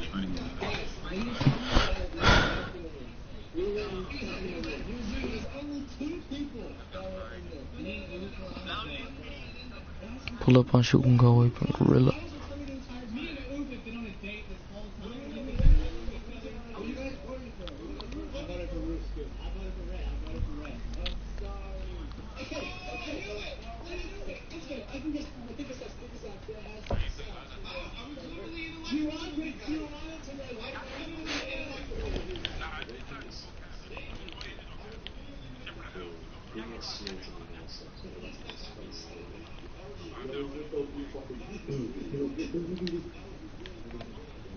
Fucking with the mag is nasty. Catch a asthma attack where they pull up on you. You a bomb when stressed. That's why you lost her. Met a nigga front of X niggas need a boss up.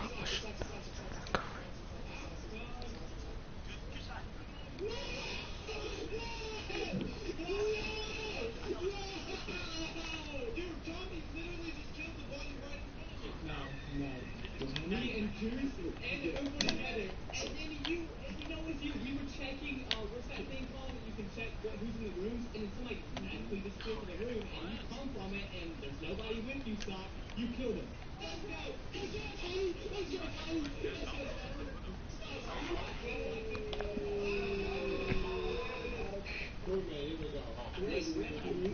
go! I'm just trying to hit All-Star.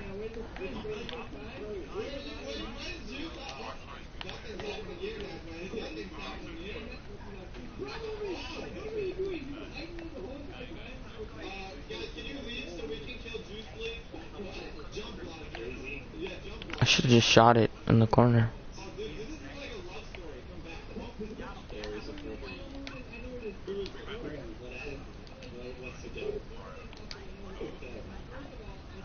Good dunk.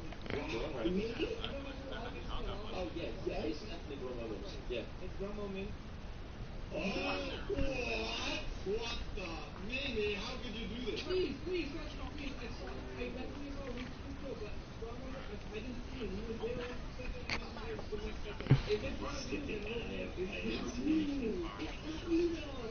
That's exactly what the imposter said. He didn't say it was him. That's not how this game works. No, watch this, watch this, watch this, watch this. Oh! Okay. Yeah. Okay. Alright, the detective leaving the case. Better not leave me open. Wait, Truce, I know a perfect area for, you can use the snorkel. Come here. Yeah, I know a perfect Nice shot. right here. Wait, we can figure this out. What? No, Buzz was with us. He was with us the entire time. Was he not? But you left him 1 second. So she made it algebra.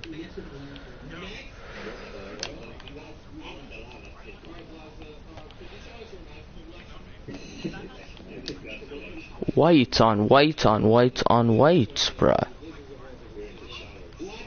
Pull up, they shooting like Damian Lillard.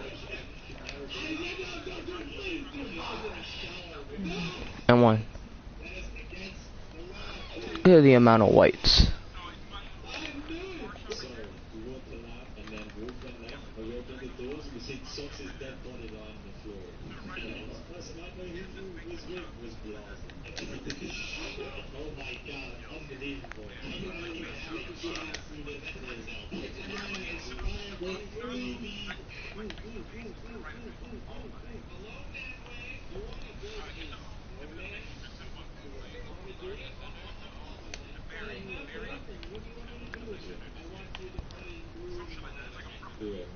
Pull up going like Damian Lillard, pull up like AB.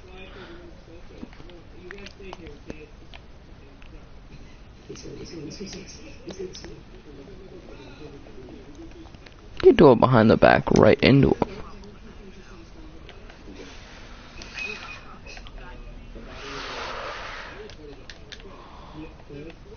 Whites on whites on whites, cuh.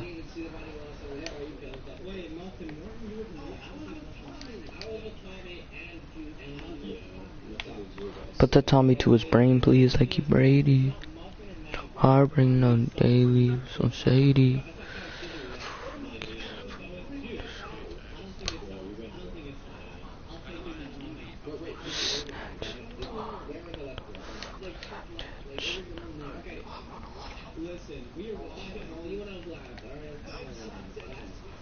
Pull up and I'm scoring like Damian Lillard. No contests in this game.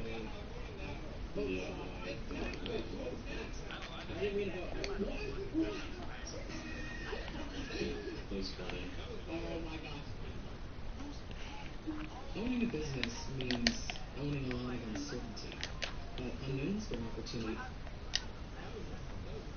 Wow, that was great sex.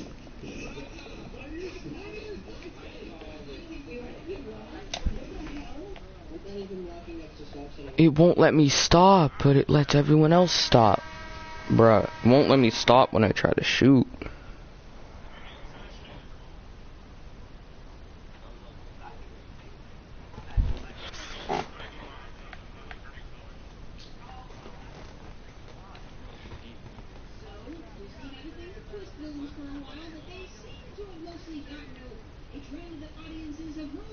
Okay then.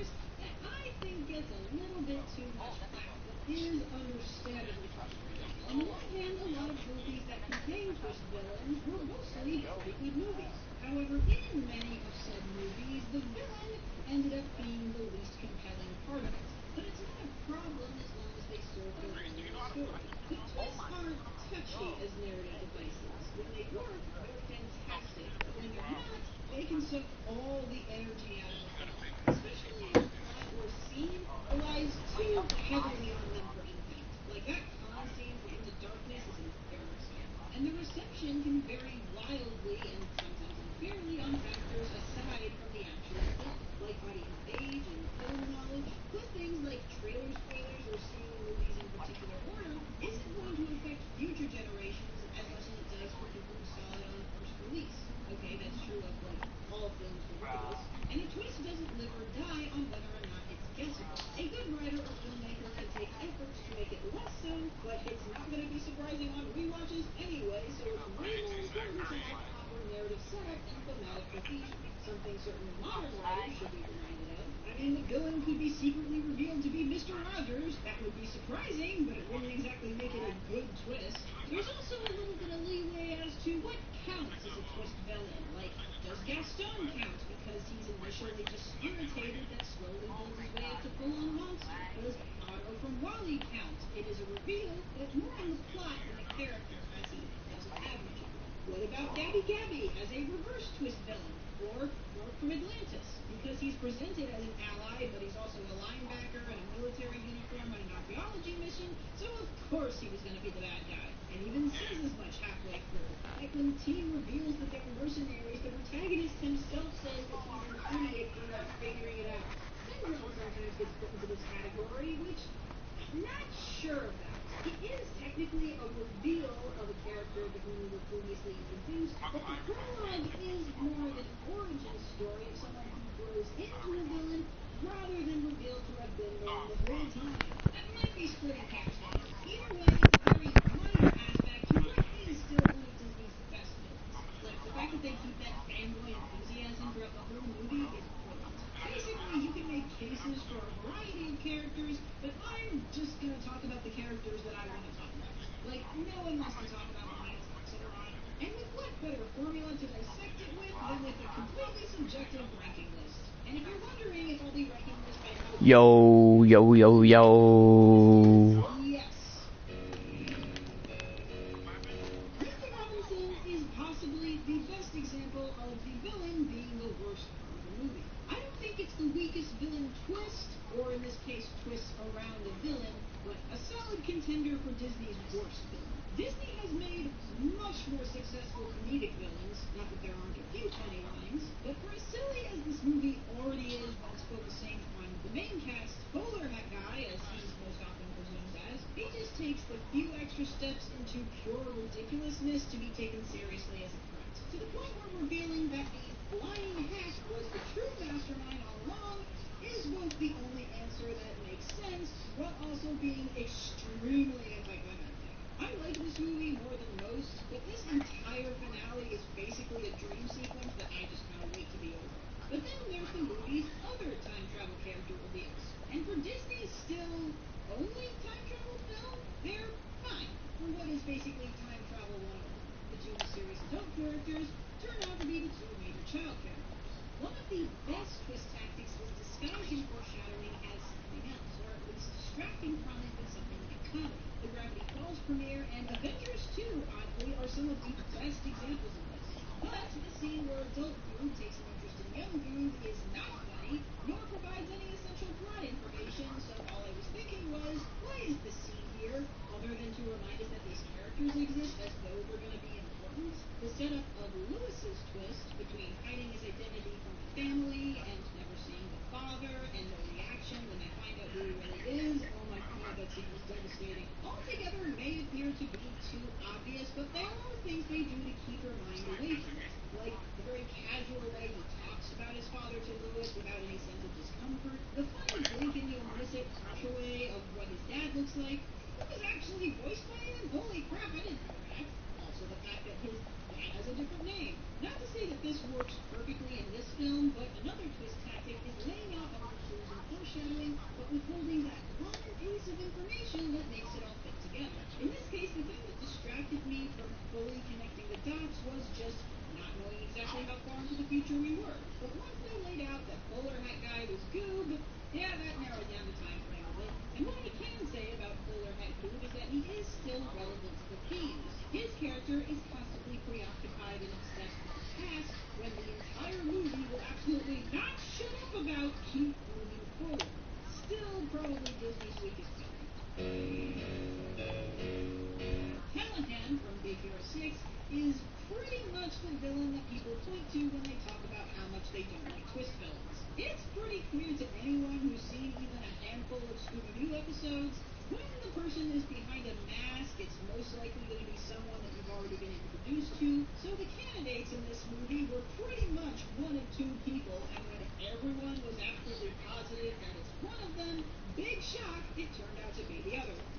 Okay, he's dead, but we don't see a body, so that's a nice. Another major major factor we'll frequently reference as to how satisfying or believable a twist villain can be is character consistency. Callahan is initially presented as a caring, attentive teacher, but after the twist, he just goes completely supervillain and doesn't care that one of his students died because of him, or that he's continuing to attack and hurt children. Now, part of this extreme personality shift plays into the movie's themes about handling grief.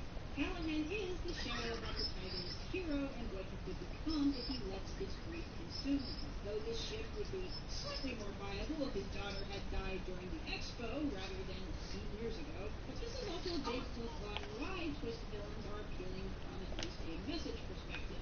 It's showing that bad people don't always go around announcing how evil they are, either in speech or in look.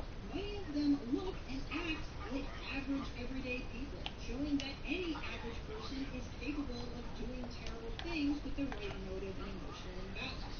And at least with the mask, it's a really cool villain design. That's something. On Incredibles 2, the Disney twist villain trope had long since been established and mocked, so it was also well expected. And like Big Hero 6, it's another villain with a mask, so guess who, Scooby-Doo? And Evelyn Devers was a pretty solid bet just from a couple of subtle bits of foreshadowing, like contrasting her brother's literally wide-eyed innocence with her narrowed, suspicious eyes, how her brother was always standing in bright light and she was always in the shadows, that her clothes gradually accumulated more black and white patterns as the movie went on.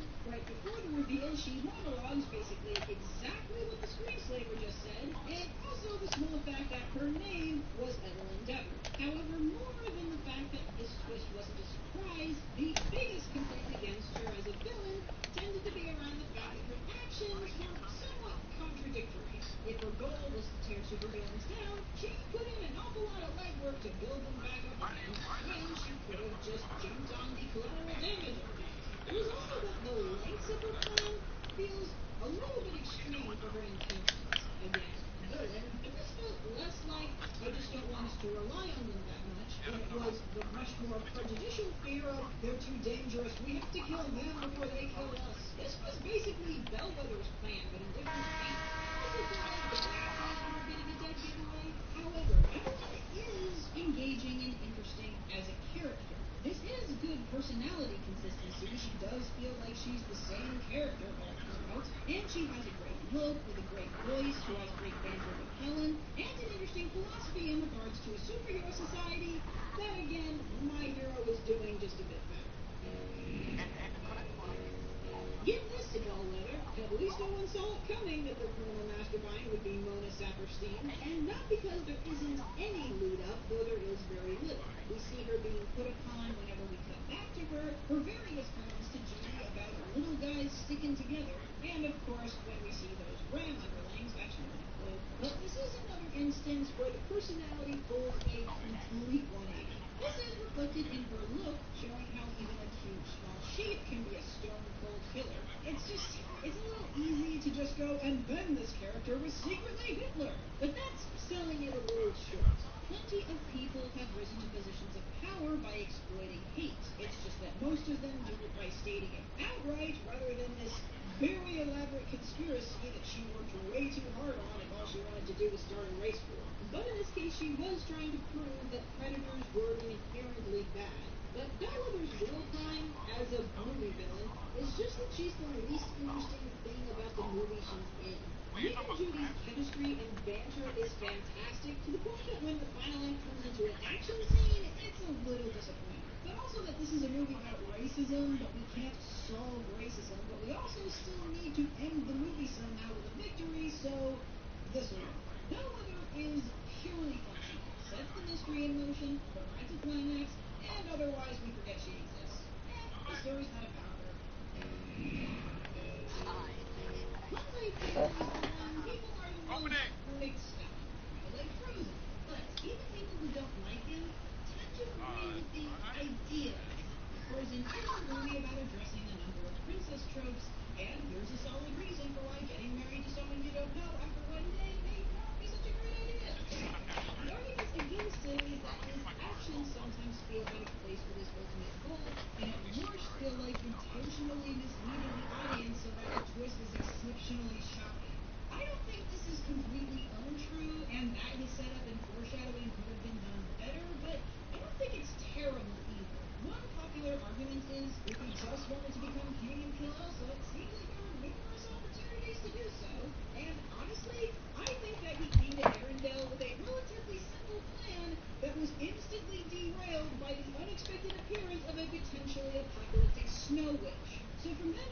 are too many uncertain variables for him to make any concrete moves without knowing the status of each sister, how dangerous Elsa might be, and with the Duke of another country also vying for control.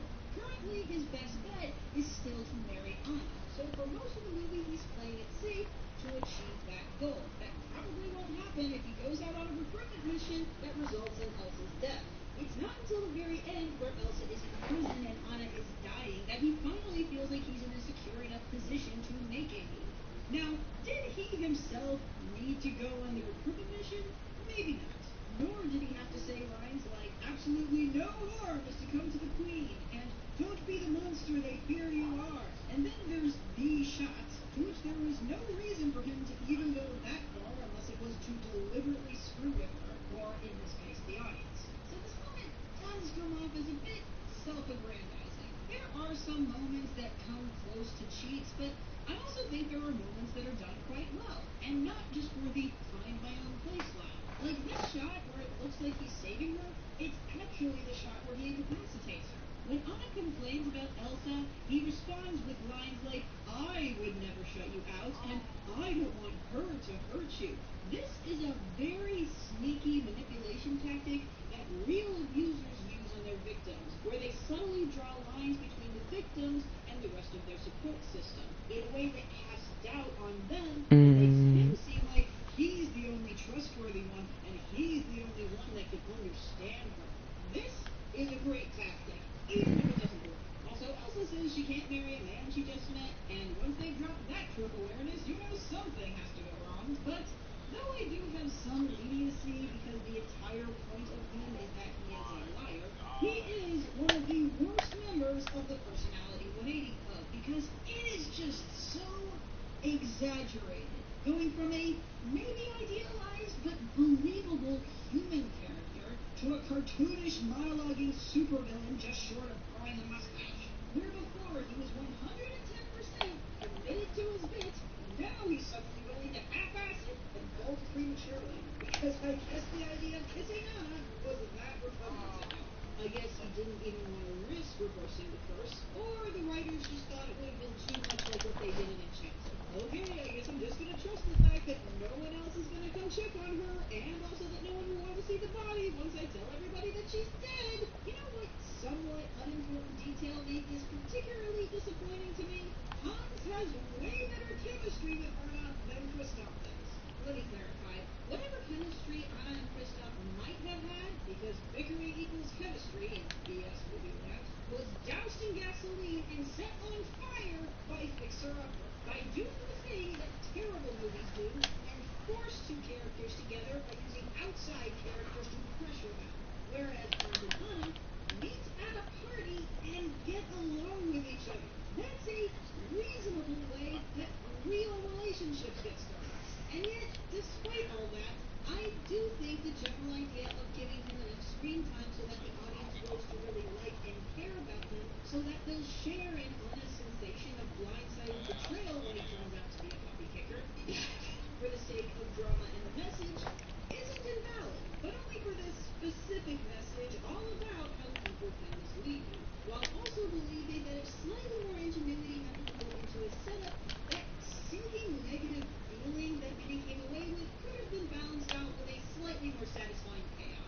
And true, for the sake of the message, you didn't necessarily have to be cheap, right? I'm just trying to go ape and gorilla. On how to handle Elsa could have accomplished the same just fine, but then I guess the finale wouldn't have the same punch.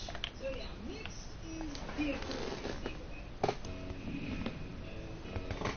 What's kind of fun about King Candy is that you can argue that his arc technically has 3 twists. Not terribly mind-bending ones, but seeing him go through so many phases is part of what makes him so memorable. At first, King Candy seems to just not like Penelope for the same reason the other racers don't.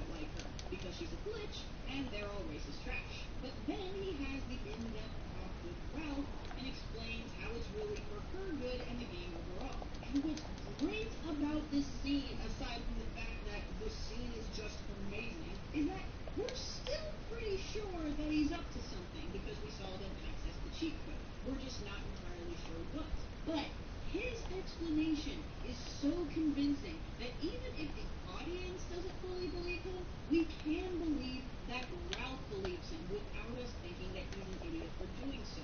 And then suddenly, oh no, he's secretly been a manipulative cracker bearer this whole time. Again, I don't think too many people are shocked that he turned out to be the bad guy, but like in sports movies where you're 90% sure who will eventually win, it's not the not knowing, it's the not knowing how. And it doesn't stop there, because then he's revealed to be Turbo from the other racing game. Granted, at this point, completely superfluous twist that does virtually nothing at this stage in the game, aside from providing another surprise, as well as his thematic connection to Ralph, a bad guy that's really a good guy, and a good guy or protagonist that is Scott. While there is virtually no build-up to Vanellope's real identity, feels like the build-up to this was a little on the nose, as we needed an entire backstory for it to do very little. But it does provide another interesting layer to the general video game world. And then he turns into the creepy giant bug hybrid, which isn't really a twist, it's just kind of nifty that King Candy has now become Disney's Frieza. So the twists here weren't exactly mind-blowing, but they did make complete sense, and King Candy was an exceptionally enjoyable character that has a lot of presence in this film. He's honestly one of my personal favorites. Now, Moana is a bit of a different breed. This time, instead of an ally being revealed to be a villain, it's a villain revealed to be a destination.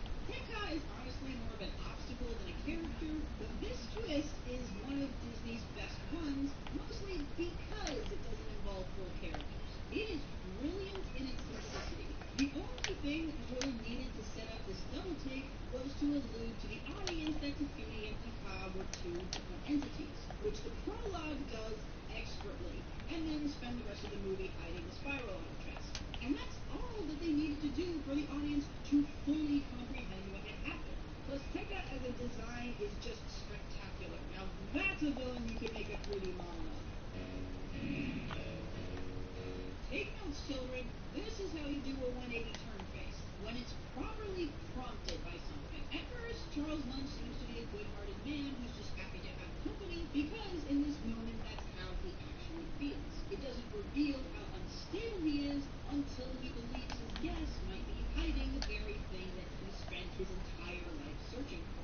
And this isn't his character being suddenly possessed by the ghost of Skeletor. This is the same character reacting to a trigger, and the other characters realizing just how long he's been going insane. The only thing about this that's mildly questionable is that Carl looks older than he does, and he watched him as a child. But that is the definition of pulling hairs. Charles and Lotso are different from the others because the reveals come much earlier, so they spend more time as the film's actual villains, so their effectiveness as villains isn't dependent on how unexpected they were. And in Lotso's case, it's aided that it's not this sudden drop. It's a slow burn realization that there's something off about the whole daycare. First it's the kindergarten room, then it's the other toys, and then after a quick breath of relief where it seems like Lotso might be reasonable, he reveals his true colors when he feels he has no other option. This also isn't him being stupidly overconfident like some. He is in complete control at this moment, and the tone of his voice barely shifts at all. His before and after character consistency is nigh perfect. There is a thread of difference between his huggable side and his psychopathic side. The only thing that's a little bit off is that there's no significant connection between the nature of his past trauma and the need to be in complete control of the daycare. Just a very broad idea that someone treated me like garbage, so now I'm going to treat everyone else like garbage. That's not nothing, though. And hey, one of the very few times a good guy helps a bad guy that doesn't feel an instant change of heart. Ernesto de la Cruz is certainly not what I would call the most unexpected twist, but he is definitely one of the best executed, because there's nothing in this film that gives away the true identity of Miguel's great-grandfather until big moments, but that Miguel makes the connection to de la Cruz is completely plausible, but still leaves all of the ambiguous doors open by never mentioning names. No one in the family knows what he looks like because they don't have his photo, and even the real grandfather doesn't fully understand what happened to him. Like with a lot of these villains, the main giveaway is just the fact that the movie has to have a climax. And when Miguel meets Ernesto, we still have a third of the movie left, so something has to go on. And hey, this other guy who's also a musician is acting much more like a caring family member. He's also a good example of having a comprehensible face turn. Yes, afterwards he becomes a bit of a child murdering giftbag, but like with Munz, this doesn't come out of nowhere or for the sake of being a dick. He starts becoming more aggressive.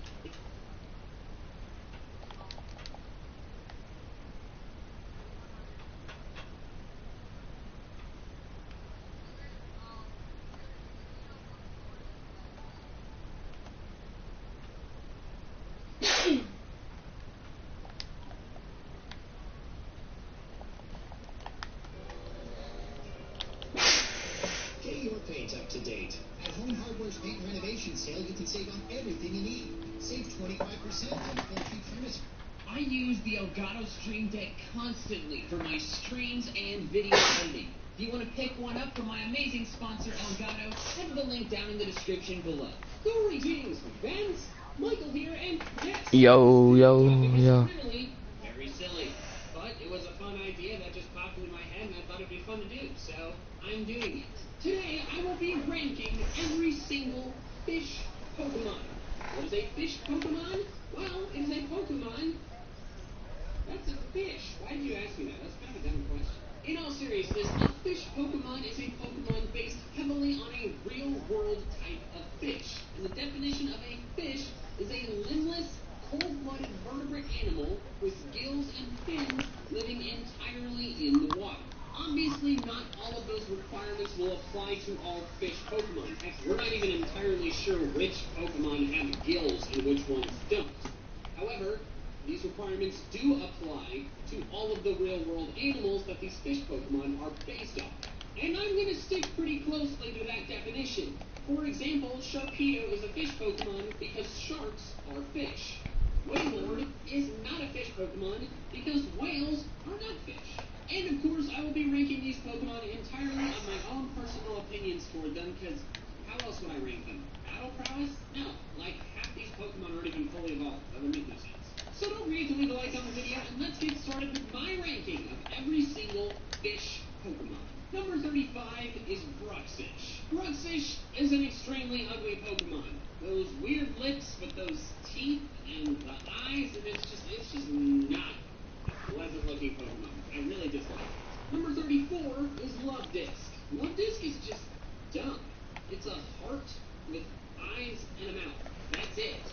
And also, it is comically weak, but despite it being just such a useless Pokemon, it's still really difficult to catch in Pokemon Go, which is just rude and annoying.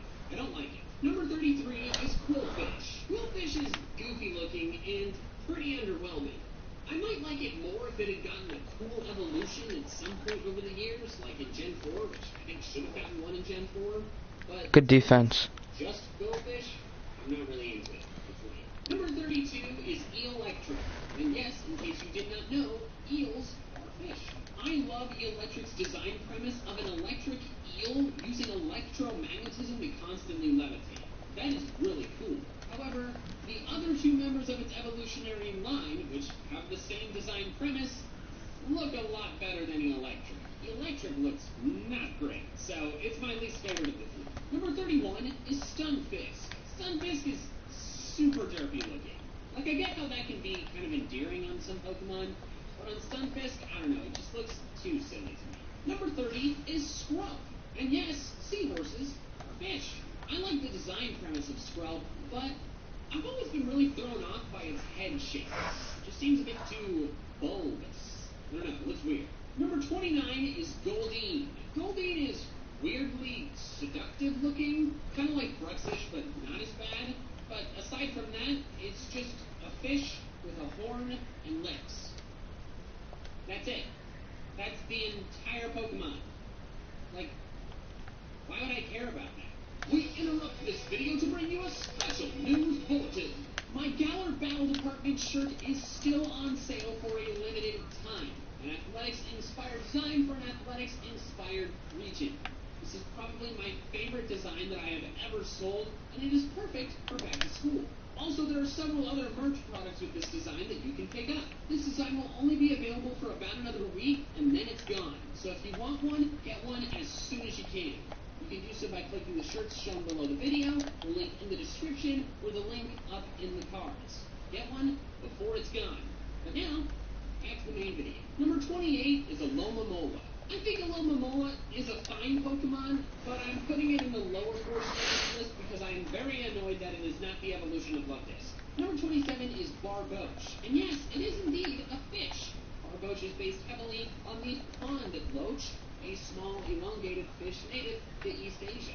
The more you know. I am fine with Barboach. Like, it's definitely not a bad looking Pokemon, but it's not incredibly cute or cool either. It's just a little worm guy, so it's fine. Number 26 is Seaking. Seaking is only slightly better than Goldeen, because while it is not uncomfortably seductive, it is still just a fish with a horn slapped on top, which is really boring. Number 25 is Gorbis, and I should mention that while Gorbis is here on this list and Huntail will be a little bit later, Clamperl is not. Because while Gorbis and Huntail are based on eels, which as I mentioned are fish, Clamperl is based on a clam, which is not a fish. I think it's a mollusk? I just looked it up. Yes, it is a mollusk. Okay, we're good. I think Gorbis looks alright, but I don't really like its mermaid bra. Like, why does it have that? It's an eel. What are those hiding? Number 24 is Remoraid, and like what I just mentioned with the Clamperl line, while Remoraid is here, Octillery is not, because Octillery is an octopus, which are not fish. Remoraid is fine, because it's just a fish. It's not ugly. You're ball hogging for nothing. I have Sharp. I have Playmaking Takeover. I'm gonna break some ankles.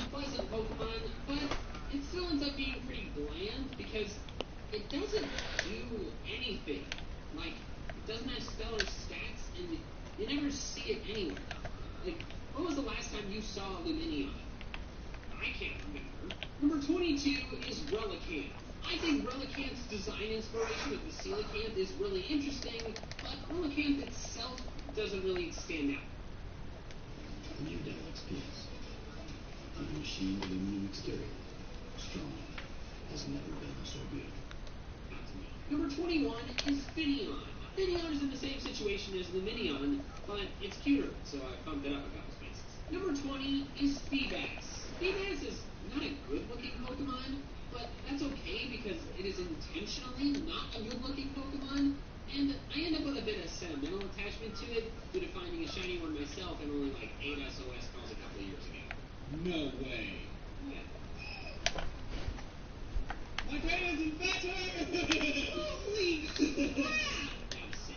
Number 19 is Wishy-Washy. I think the design concept of Wishy-Washy is really interesting. I love how it goes from the weakest Pokemon to an incredibly strong one, but it's not such an amazing design that I end up loving it. So, it's kind of cool, but not crazy. Number 18 is Basculin. I think Basculin is a good-looking Pokemon, and I kind of like it, but I would like it a lot more if it had an evolution.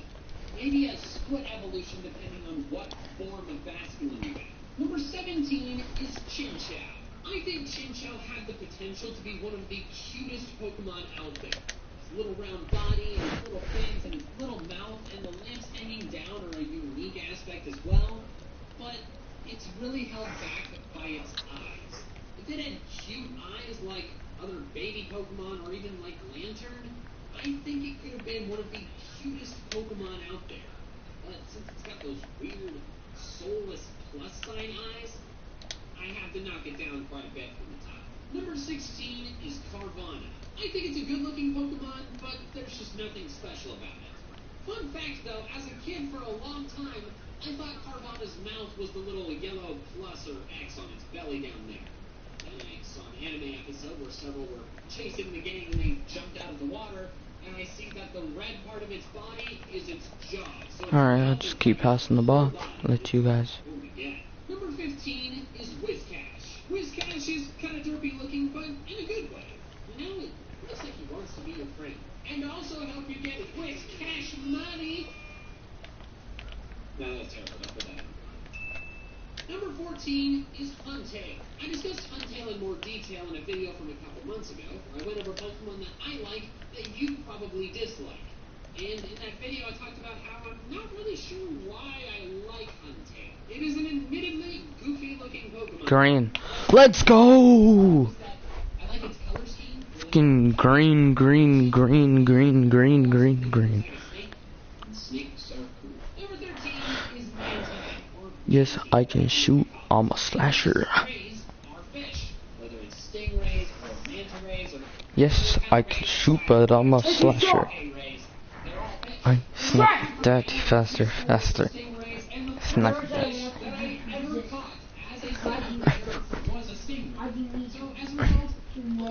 Cause God decided.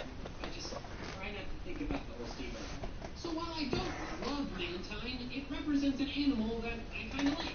So, Go ape gorilla. number 12 is Magikarp. Damian Lillard. Magikarp is a classic and an icon. So while you may hate using one in battle and you may hate fishing one up, you can't hate Magikarp. Number 11 is Horsea. Another seahorse, which remember I said are fish.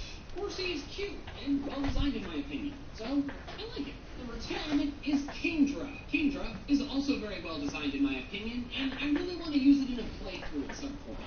I think the water dragon typing is awesome. Number 9 is Eelektross. Like I said before with the electric, I love the design concept of an electric eel that constantly levitates itself using electromagnetism, and therefore has no weaknesses. That's extremely cool. And Eelektross, as a result, is also quite cool. I think if it looked a bit less weird and a bit more cool, it could have been one of my all-time favorites. Number 8 is Seadra. I think Seadra is the best looking member of the Horsea evolutionary line. I love the spikiness of its design, and its triangular shaped mouth looks really good in my opinion. I kind of wish that Kingdra ended up looking more like Seadra does, because in my opinion, Seadra looks awesome. Number 7 is Milotic, and in case any of you think that it's not a fish Pokemon, Milotic takes a lot of design inspiration from Oarfish, which are fish. Milotic is obviously a fantastic looking Pokemon that is also really strong and fun to use. Plus, it's got an amazing shine. Number 6 is Tynamo. You already know that I like Tynamo's design concept, but this Pokemon has gotten this high on this list because it's the best looking member of that evolutionary line. It's just so freaking cute. Number 5 is Dragalge. To me, Dragalge looks awesome. It looks just so fearsome and imposing, and I love the poison dragon combination. That is really fascinating to me. Number 4 is Sharpedo. To me, Sharpedo is a classic. I can't tell you how much time I spent back in my original Ruby playthrough grinding against Wild Sharpedo using my Sceptile. Because I have fond memories of that game, and also Sharpedo is a dope-looking Pokemon, I'm always going to like it. Number 3 is Gyarados, and I know that several of you are going to try and tell me that Gyarados is not a fish. Well, let's discuss that. Gyarados is a sea serpent, which is an animal that does not exist in real life. So our classification of it can't be as scientific, but we're going to try anyways. Could a sea serpent be classified as a snake? Well, sure, it's got serpent in the name. However, Gyarados doesn't look like a snake. Sure, it's long and skinny, but snakes don't have body segments or fins or whiskers. So, I don't think Gyarados is a snake. Could a sea serpent be classified as a dragon? Well, sure, especially since Gyarados does have several design aspects that align with a Chinese dragon. However, Gyarados is not a dragon type even upon mega evolving, so therefore it can't be a dragon. So the only classification left is a fish. It evolves from a fish, it's got several features like fish, such as its fins, and it's widely believed to be based on the Inca-Nyamba, a mythical winged eel that would cause storms when angry. And, as I've mentioned many times, eels are fish. So it's settled then, Gyarados is a fish. Now that we've established that, I can provide my opinion on the Pokemon. It's cool. What? Don't you want to know than that? What else is there to say? Everyone knows Gyarados is cool. You want more? Fine, I've used it a lot in battle and it was fun. Is that good? Are you happy now? Number 2 is Lantern. Lantern is a great looking Pokemon. I think it's a really nice balance of looking cute while also looking like it could kick some butt. Plus it's an electric type, which is my favorite typing, and I just really want to use it in a playthrough at some point. I really wish it was stronger. And number 1 is Mantine. This Pokemon is so freaking adorable. Like I said earlier, I like rays, so of course making one that is excessively cute is going to be a Pokemon that I really like. Did you know that it has a smiley face on its back?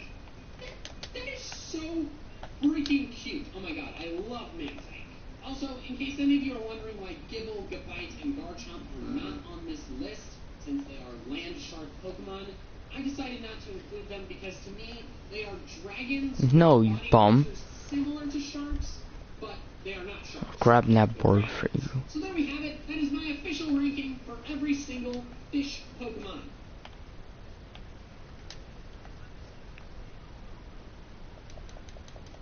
Alright, but you didn't green it. As workplaces across Nova Scotia continue to navigate our new normal, it's essential to keep working safely. He's not greening. Greetings, friends. It's annoying. And welcome to the third installment of my Ranking Every Blank Pokemon series. The first two were ranking every fish Pokemon and ranking every bird Pokemon, but today instead of ranking a category of animal, I will be ranking a category of plant, those being tree Pokemon.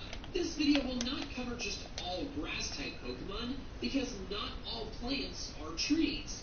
Side note, they definitely should have called grass-type plant-type, because that is what it is. Google defines a tree as a woody perennial plant, typically having a single stem or trunk growing to a considerable height and bearing lateral branches at some distance from the ground. So a tree Pokemon, for the purposes of this video, is a Pokemon that is at least somewhat based on a part of a tree that is specific to a tree.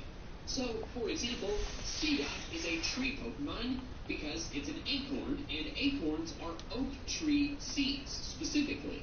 Meanwhile, Leafeon is not a tree Pokemon because while it has leaves, and trees have leaves, leaves are not specific to trees. Lots of plants have them. I tried to make sure I got all of them, but if I missed any, I apologize. Also, just a reminder, in case you didn't see the last two, this ranking is based entirely on my own opinion, nothing to do with battle strength unless the battle strength of the Pokemon affected my opinion of it. But now that I've covered that, let's dive into my ranking of every tree Pokemon. Number 28 is Xurkitree, which is a tree Pokemon because while it is not a plant, it's partially based on artificial Christmas trees and has tree in its name. So I figured it should count.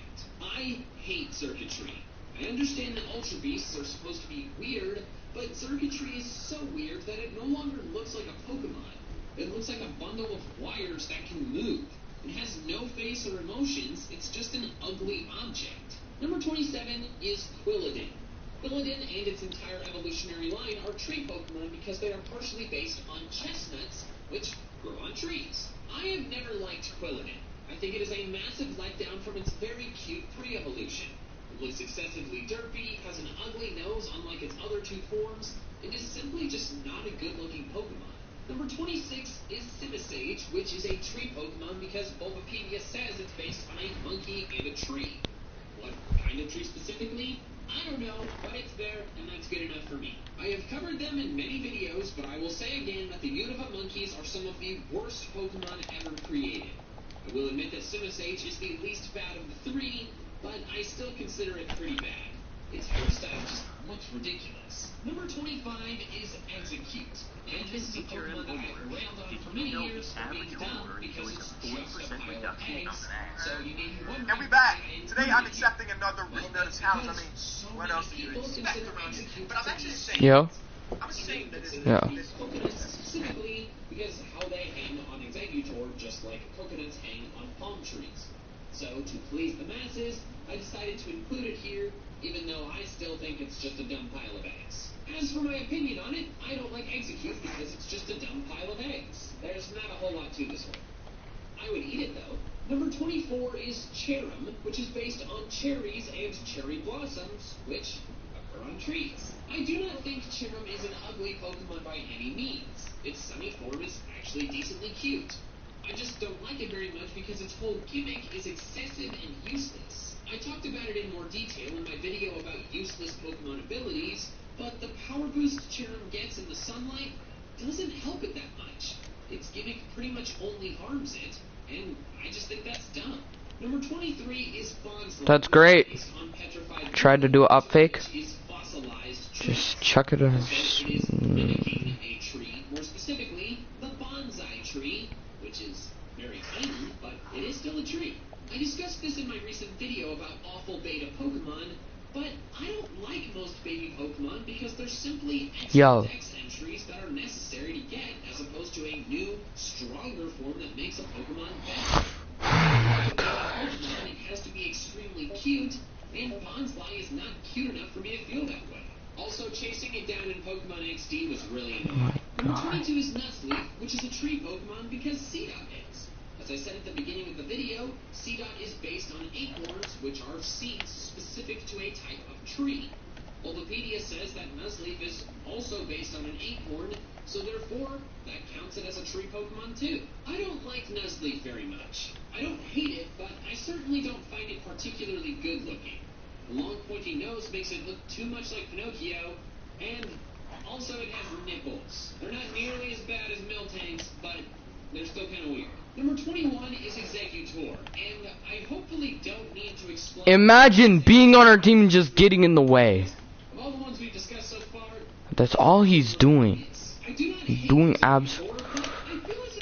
nothing useful. It's a short and stubby tree with strange heads on it and a pair of wings. It is certainly unique, but it ends up being a bit too odd for my taste. Number 20 is Zarina, which is, along with the other members of its evolutionary line, based on mangosteens, which are tropical fruits that grow on, you guessed it, trees. I think Zarina is an alright Pokemon. I think it's pretty well designed, but my only criticism is that it feels like it looks a bit too human. I've never been super into Pokemon that looks too much like a person wearing clothes, which has made my recent experiences playing the Digimon Story Cyber Sleuth game on the Switch very weird, because there are a lot of Digimon that they're just people. Number 19 is Sudowoodo, which is a tree Pokemon for the same reason that Bonsly is. It's a fake tree, but that still counts as a tree to me. I think Sudowoodo is a solid Pokemon that has a unique and clever design premise. My only gripe with it is that such a famous Pokemon that is almost a secondary mascot of Generation 2 is so weak. It's a fully evolved Pokemon with a base stat total of only 410, which is simply poor. I'd like Sudowoodo a lot more if using one was practical. Number 18 is Chestnut because of its chestnut design inspiration. Green. I think Chestnut is solid and is certainly better looking than Quilladin. However, I do not like its color scheme and would actually probably like it more as a Pokemon if its regular coloring was its shiny coloring and vice versa. Additionally, while I don't think it looks bad, I feel like it could have been designed with a cooler armored appearance. Number 17 is Snover, another very obvious tree Pokemon. I like Snover because I like its design concept. An ice grass type Pokemon based on snow-covered evergreen trees is really creative and perfect for the wintry region of Sinnoh. Number 16 is Pansage, which is a tree Pokemon for the same reason that Simisage is. Bulbapedia says so. Also, it's got a little tree on its head. This one's actually closer, in my opinion. I still don't like the concept of having... Can you pass the ball, you bum? Different types, but I must admit You absolute scrub. are pretty cute. Number 15 is Steenie, which is a tree Pokemon for the same reason that Zarina is. I'm pretty neutral with Steenie. I've never used it, so I've never gotten a chance to get attached to it, but I do think it's pretty cute. Number 14 is Alolan Exeggutor, another extremely obvious tree Pokemon. I like this Pokemon not for its design, but its design concept. Alolan Exeggutor looks goofy, so it's never going to be one of my all-time favorites. However, many consider it the mascot of regional variants, a concept that I absolutely adore. Therefore, I end up kind of liking it. Oh my, stop doubling me. Plus, I think the idea of making a stubby tree become a tall palm tree for the region based on Hawaii is absolutely brilliant. Also, it became a meme, and that's always going to make me like a Pokemon a bit more. Number 13 is Cherubi, which is a tree Pokemon for the same reason as Cherub. Cherries grow on trees. I think Cherubi is very cute, but that's really the only opinion I have on it. It has a small presence in the Sinnoh games, and no presence anywhere else, so I think it's kind of impossible for anyone to get a strong attachment to this Pokemon. But, like I said, it's very cute. Number 12 is Phantom, which is a haunted tree stump, hence its name being a combination of the words Phantom and Stump.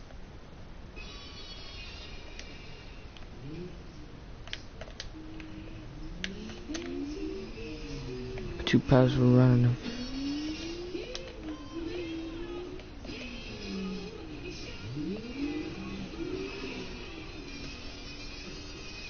Why would you even try that?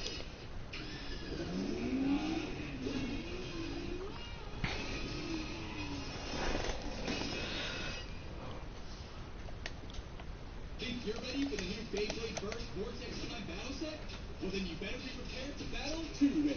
And with the Hypersphere battle axes, you can take it next level. Go for the Vortex Slime and bring the burst. Be the one. The new Beyblade Burst Vortex Slime battle set. First race fair. I think Phantom is quite cute, but what I really like about it is its excellent shiny.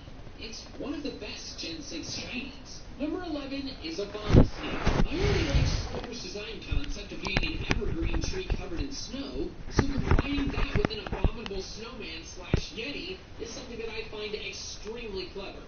Plus, it's kind of cool looking. Also, I got a buttload of shiny Abomasnow from the Ultra Wormhole, which was annoying at the time, but looking back on it, it's pretty funny. Alright, we're gonna get back-to-back shinies.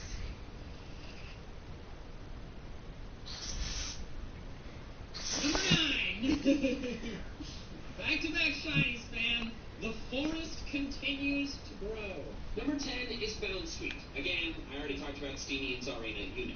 Bound Sweet is very cute. It's a little fruit with a face. That is impossible to dislike. Number 9 is Shiftry, and this entry is kind of a weird one because it doesn't seem to be based on any specific type of plant.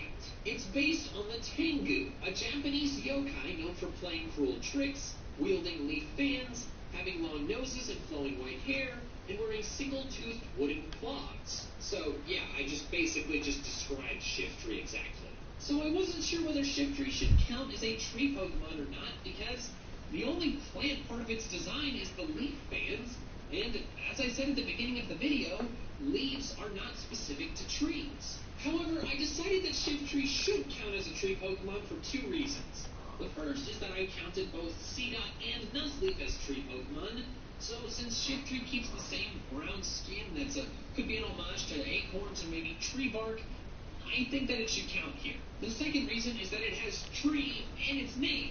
It's spelled T-R-Y instead of T-R-E-E, but that's simply because it's a combination of Shifty and tree. As for my thoughts on Shiftry, I think it's pretty cool. Perfect for its dark typing.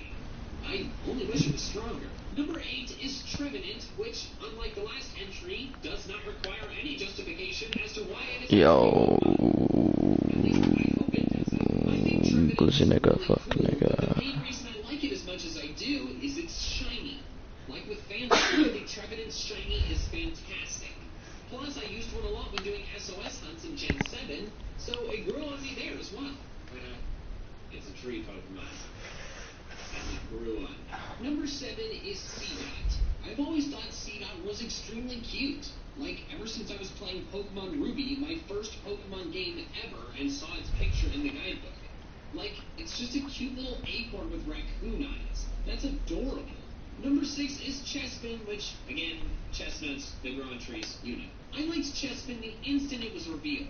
I think it is the best base form Gen 6 starter because it's so cute and has so much personality. Because you're a fucking midget. Because you're a midget. Number 5 is Sawsbuck. If you're not sure this is a tree Pokemon, just look at its summer and autumn forms. Those make it very obvious. Sawsbuck is a very good-looking Pokemon. Like, it's just so well designed. Plus, Green, let's go. Form dramatically changing depending on the season is super clever. It's a very great Pokemon. Side note, Deerling is not in this video because while it changes color depending on the seasons, like tree leaves, Go get that garbage out of here, you bum. I guess you could call it an activity that is not specific to trees. There are plenty of plants out there that change colors in the fall that are not trees.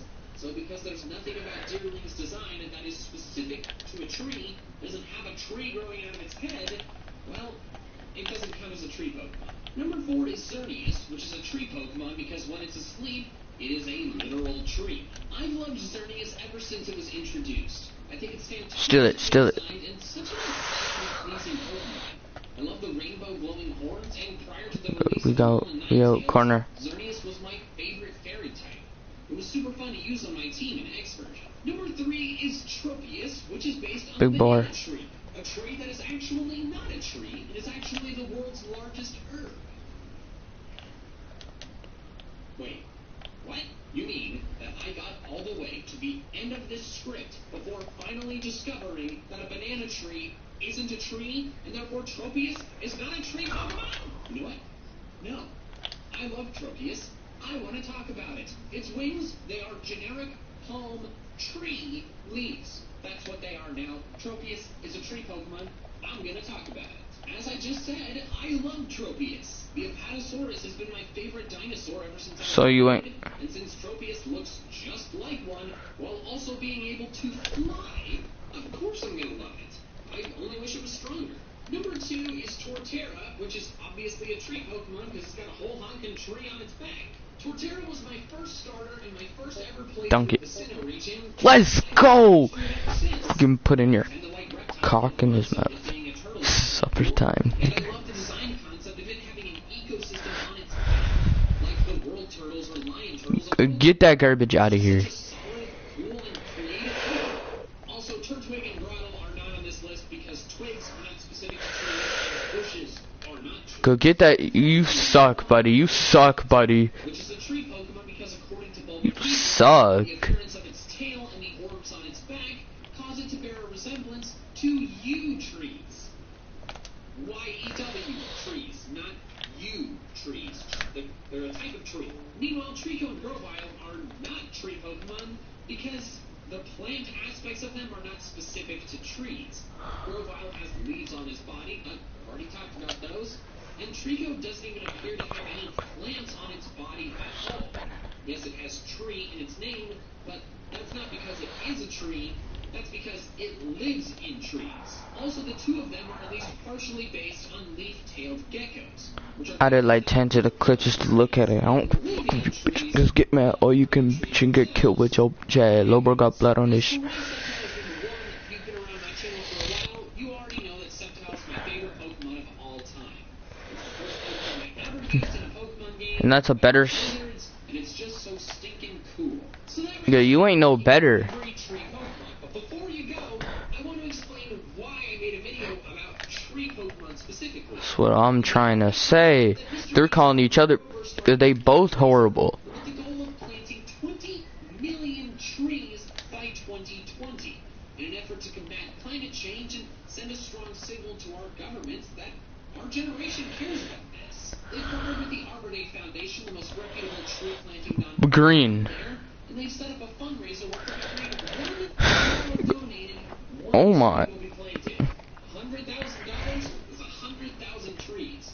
$5 is 5 trees. Like, that's awesome. It's been amazing to see how the Green. community is mobilized so far. As of filming this video, they're already over halfway to 20 million. Flexing with 100 cash. So what's going Make a to? personal donation, and you should too. Either head to teamtrees.org or click the blue donate button that you should see near the video, either under it or Bitch ass nigga. If you donate through the YouTube platform, not only will YouTube cover all of the transaction fees, but they're also matching up to $1 million of donations done through the platform. It doesn't matter. Big PP. The amount that you can spare is helping our planet. I've got a big PP. Because in reality, real world trees are a lot more important. You're actually stupid. Go die somewhere.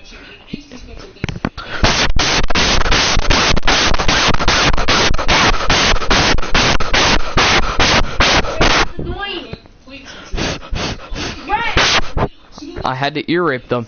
That's no. Joe, it's you can barely hear it. Okay. Like it's super loud. Yes. That's right. Yeah. It's cause it echoes off of this. See? It just echoes off of that. Yo. Glizzy World.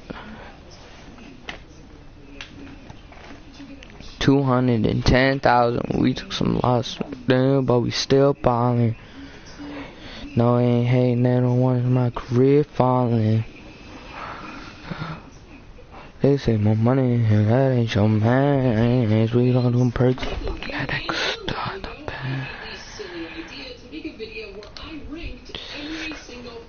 Everybody know I shoot up a movie. I was expecting the video to do okay at best, but I was pleasantly so I wanted to see more. So I figured the next logical category of Pokemon to rank after fish Pokemon was bird Pokemon. Now before we get started, I do need to define what I mean by bird Pokemon. Flexing with 100 cash, look at what you gon' do. For the purposes of this video, a bird Pokemon is a Pokemon based heavily on a real-life bird. A bird is defined as a warm-blooded, egg-laying vertebrate distinguished by the possession of feathers, wings, and a beak, and typically by being able to fly. We are going to ignore the egg-laying part because all Pokemon can lay eggs, so that doesn't help us here. However, the games oftentimes use the term bird Pokemon to refer to just flying-type Pokemon in general, and in my opinion that should not be the case, and it's definitely not the case for this video. For example, Golduck is a bird Pokemon despite it not being a flying type, because it's based on a duck, which is a bird. Meanwhile, Tropius is a flying type Pokemon, but is not a bird Pokemon because it is very clearly not a bird, it is a long-necked dinosaur. Someone needs to get that message through to all those bird keepers in Emerald that are somehow keeping Tropius. Also, someone tell Dane that he needs to change his trainer class because what the heck is he doing with that team composition? None of those are birds. I will be ranking the 66 different bird Pokemon based entirely on my own opinion toward them, and I will be including the brand new Gen 8 bird Pokemon in this list. Before I get started though, there are a couple Pokemon I need to go over because... Flexing with 100 cash, look at what you gon' do. But won't. The first is the Porygon evolutionary line. They are based on computer code and also origami, and therefore are shaped like birds. I wasn't sure if they should count as birds, so I polled the community, and you all were heavily in favor of not counting them as birds, so they will not be included here. The next was Ludicolo. Now, while I know its primary design inspiration is the Kappa plus a pineapple, the origin section of its Bulbapedia article says that it may be based on a duck, which made me unsure.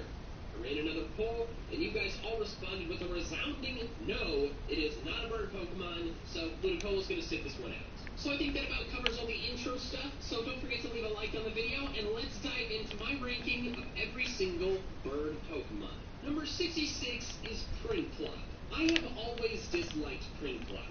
I think it is a severely failed attempt at being cute, when it ends up just being straight up ugly. It's a massive letdown from the very adorable Piplup. Number 65 is Dartrix. I will never Flexing with 100 cash, look at what you gon' do. Pokemon based on awkward teens. No one wants to be reminded of their awkward stage teenage haircut. Just put that away. Number 64 is Empoleon. I've gotten some flack for it over the years, but I have never liked Empoleon. While I don't think it's as ugly as Prinplup, I still find it very ugly. Its tiny head on its wide waist looks goofy, and I don't like the strange tuxedo tassels. I know a lot of people really like Empoleon, but I simply never will. Number 63 is Tornadus Therian form. Now, while regular Tornadus is definitely not a bird, Tornadus Therian most certainly is. It's got the body of a bird, and Tornadus' former mustache is converted into a structure that is close enough to a beak for it to count. However, I still don't like it because the head still looks too much like the ugly, goofy head of regular Tornadus. If its body had a head more like a normal bird and its chest area was made a bit less suggestive, I think it could have been a much better Pokemon. Number 62 is Delibird.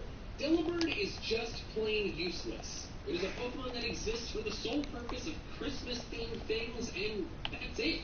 It's hopelessly weak, and it's definitely not cute enough to make up for all of its shortcomings. Number 61 is Combusken. It is a goofy-looking chicken. While Torchic is cute and Blaziken is badass, Combusken looks like an awkward derp with a questionable body shape. Number 60 is Volibeye. Volibeye is just ugly. Like I mentioned with Empoleon, a tiny head on a big body rarely looks good, and that is certainly the case for Volibeye. Additionally, it's based on a bird that is pretty ugly to begin with, so that doesn't help much. Number 59 is Staravia. Staravia is yet another example of the middle evolution not having the cuteness of its pre-evolution, yet not having the badassness of its final evolution. And as a result, looking goofy. Like, come on, dude, what are you doing with that hairstyle? It's awful. Number 58 is Chatot. Chatot is in a similar situation to Delibird. It's got a gimmick, but does nothing else. I find it extremely forgettable and would not be bothered if it ceased to exist. Number 57 is Zapdos. I think it is the worst member of the legendary birds because it looks the least like a bird. It looks like pieces of yellow and black construction paper that a preschooler cut up, then glued together before sticking on a Flexing with 100 guys, look at what you gonna do. look imposing or majestic like the other birds. It just looks ridiculous. Number 56 is Tranquil. The Tranquil evolutionary line is definitely one of the weaker regional bird lines, with Tranquil being the worst member in my opinion. It's a bird with weird curly hair. It's very forgettable. Number 55 is Trumbeak. Trumbeak is yet another bad regional bird of middle stage. It just looks like Pick-a-Peck really let itself go. I don't like it. Number 54 is Unpheasant. As I just mentioned, this evolutionary line is one of the least liked regional bird lines. Unpheasant's dramatic gender differences are cool, but other than that, it's very bland and pretty weak. I just don't.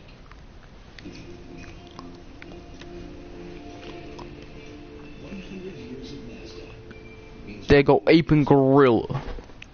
Care about it and would never use it if better options were available. Number 53 is Wingull.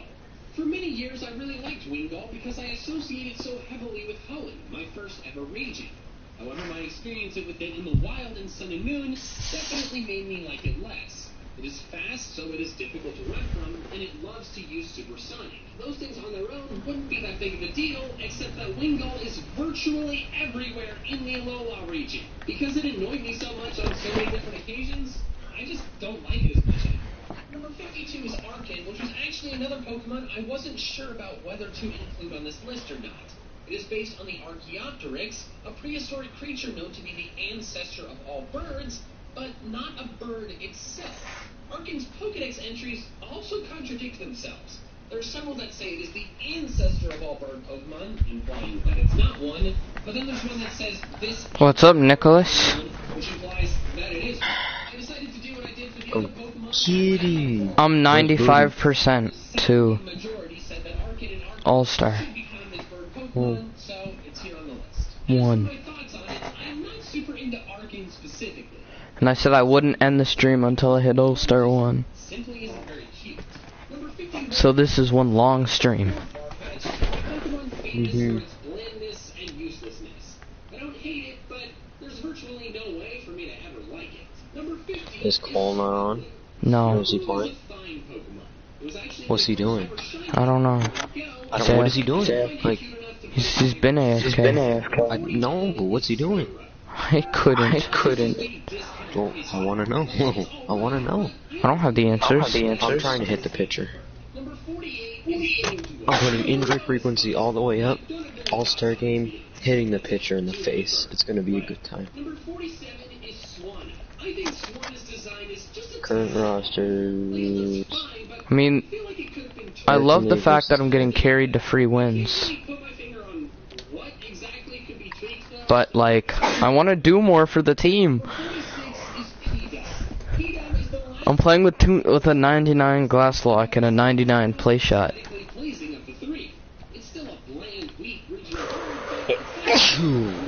That's only in October. I'm pretty much totally neutral to Altaria. I like the design choice of having a bird partially made of. Let's play in the rain. But it doesn't really pop out to Did you know that the possibility of hitting the pitcher goes up by 10% playing in the rain? Actually? mostly neutral to, but No. I wish. I believed you, because I'm stupid. No, well, maybe we'll find out. I hope it does. I believed you, but then again I'm stupid, so. Maybe it is true. by being based on a bird that is ugly to begin with. I don't think Dangabuzz is ugly, but I still don't think it's cool. Number 42 is Cresselia, and if you're not sure why Cresselia is here, that is because it is heavily based on a... So I have a question. Is this a bird? It doesn't look, it's not a real life bird. Maybe a bird in some sort of game. A damn Jones. Albert Poopy Hole. Albert Pujols. Who? Best name.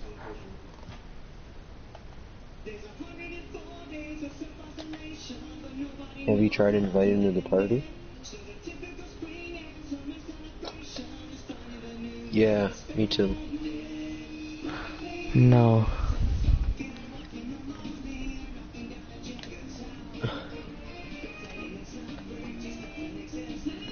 Let me whip up the stream.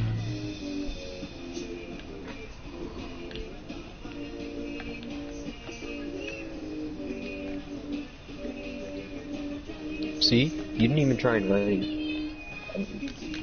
Capper. I just got on. Oh, well. I'm hitting All-Star. I went, I hit a ball 521. I hit a ball 530 this morning. That's how. Oh, I forgot the sliders are... Oh, why are the sliders, like, good? No, we have to restart. I love playing with these players. We must restart. Injury frequency... Base runner... No arm strength. Nope, none of this. Sliders are the best thing. Alright, we're restarting. Because I was wondering why he threw the ball so hard.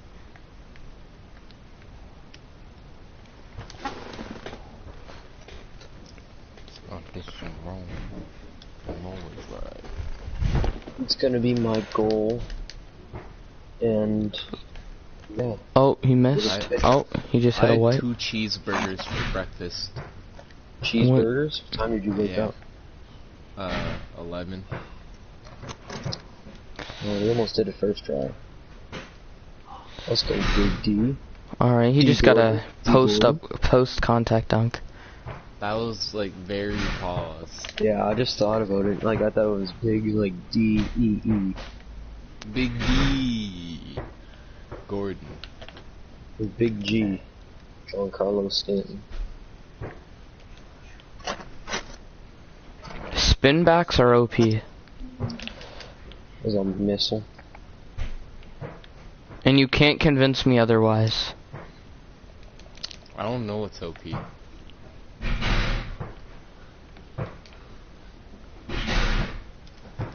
Sorry, the game you're playing right now is just very bad.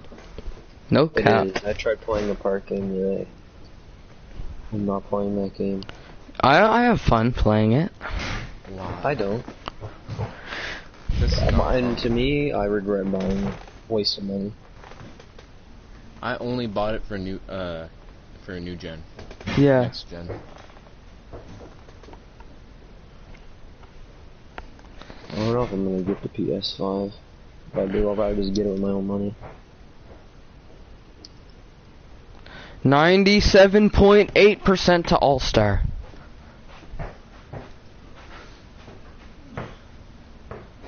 No life. Nick, there are literally 64 All-Stars in my park. Did I ask? I'm playing with tryhards. Let's go. We got a K on the stream. We got a K on the stream. We had a K at the beginning. There's always... Oh, almost. You ever notice that there's always a couple of Ks that come at the beginning of the stream? For you. And then they get bored out by your content and leave. They don't even get bored out. They just... They click on and then instantly click off. Yeah, I know. Because they couldn't stand that. Their eyeballs start bleeding. Oh yeah, from the terrible content. From the quality of the stream. They can smell the trash through the stream. Through the screen. They can they also can't tell what I'm playing. And they also can't see what you're playing because the quality's so crap. It is. That's just facts. Everybody is scoring. I look like I'm from India. What? My player does. Oh. Why didn't you just say you're my player? I thought you meant you. I look like I'm from India. Trey, I already told you that yesterday. I know. My player looks like he's Indian. He's an Indian.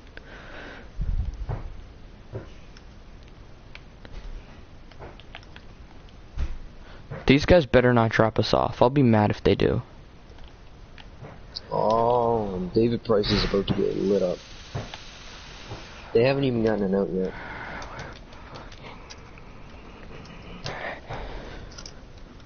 No, I didn't want to shoot that very early. I hate very early. I hate very early. Very early. Let's go. You shouldn't be able to shoot very early.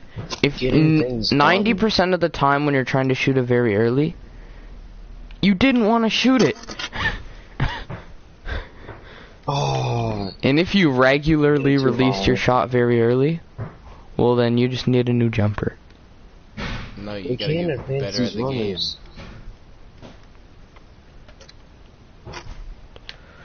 Oh my, we're gonna lose. No, we're not gonna lose, I'm kidding. Nope. My teammates are soaking try hard. And then he steps out of bounds. Glizzy World, carry me, please.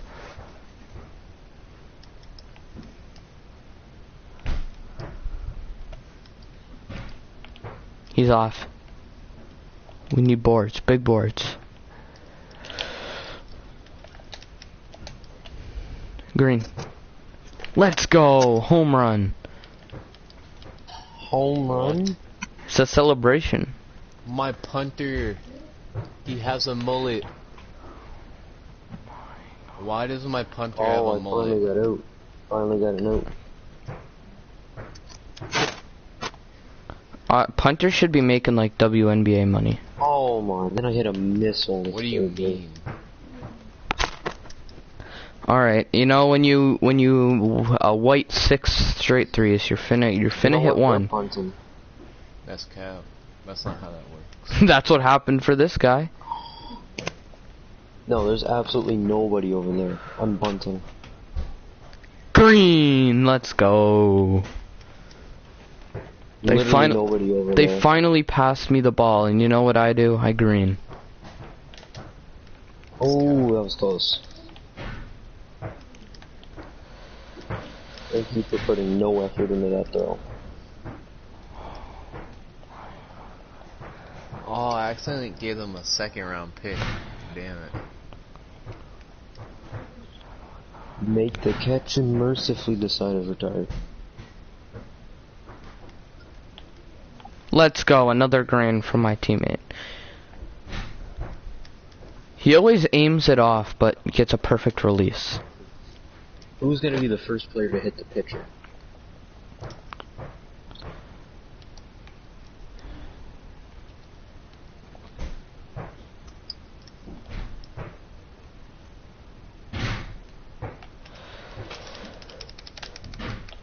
What team wants all three of these bums? Does no one want Harris? Okay. Let's go! We're in a battle. We'll go back to power swing. Eddie's in the chat. How do you know it's Eddie?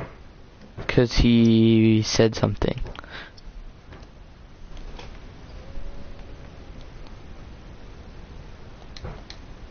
Rap goth. I'm on the spot. Oh, we almost finessed our way out of that pickle. It's definitely not Eddie. We're finna lose! You just said it was Eddie. Cause usually no. It usually is. Yeah. Don't catch it. It's always the away team that tears up. The home team never competes. We're gonna lose. I don't know who that is.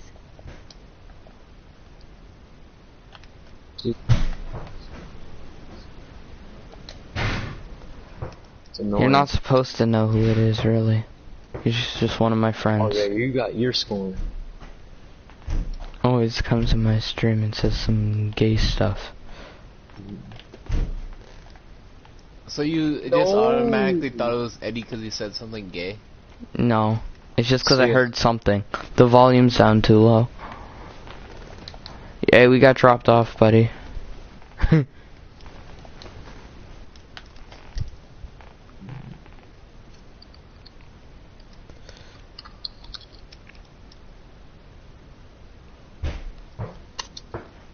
They want a right tackle, you can have a right tackle. Oh yeah, keep running. Oh shoot, I can run over and hop on the spot. Inside the Parker. Run, run. Hey, yo, wanna run?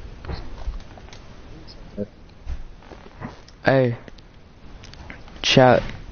Rap gop. Go up. Oh, we gotta play some. Oh, I'm hitting this pitcher. I We don't can care. run, cuz. I'm hitting the pitcher before I do that. Yeah. I want this pitcher dead. Only hit the pitcher once in attempting to hit the pitcher.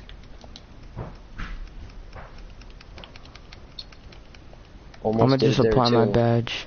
Maybe I just won't aim. I won't aim. Oh, it I'll was... just try and square it up good. Big G will do it.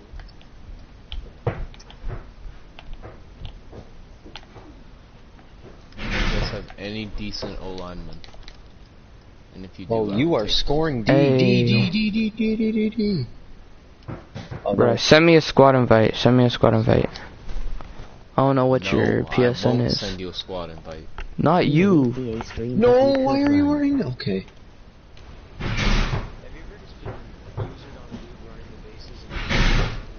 Over with and he starts running. Yeah. I hate that. I don't know why it happens. It's just dumb. Oh, I was late on that. Just late. Ooh, I wonder who I think is gonna hit the pitcher. I'm calling. It's gonna be It's gonna be Matt Holliday. That's a lie. No way Matt Holiday's Who gonna hit the do you pitcher. think's gonna hit the pitcher? Doug. Doug? Yeah. Who the hell is Doug? I don't know, but he's gonna hit the pitcher. Wait, am I all-star now? No, I'm I not. forgot Lorenzo Kane was on this team. Let's go! Rep up game. I'm gonna rep up on a loss. Oh, that's amazing. It's either gonna be him or Todd Frazier, who's at the plate right now. Yo, one of my old lines. I'm allowed to last walk. name is Kush. Almost.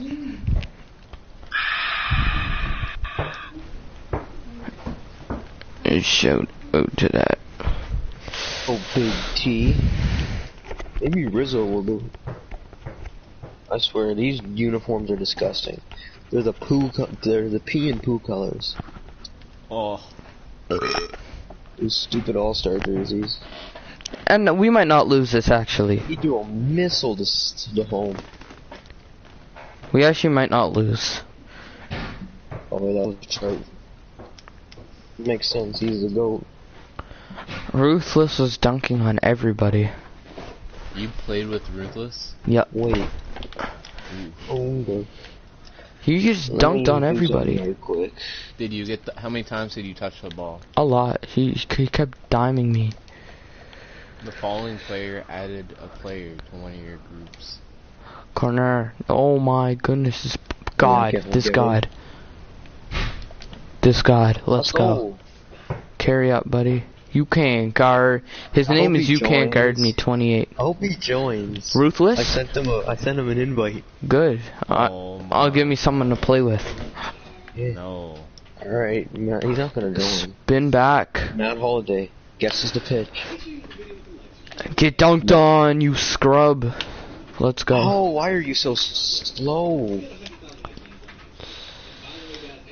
Run! You better score, you better score. Oh, let's go. Inside the park, home run. Hey. Yup. John Tavian Peralta.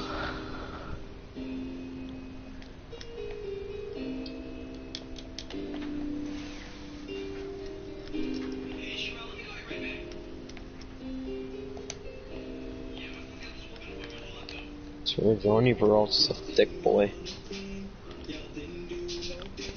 That's kind of an Ayo. D. Gordon. You were actually hot toasty buns! Oh, thank God for throwing it to third. I was out at second. Let's go, Big G.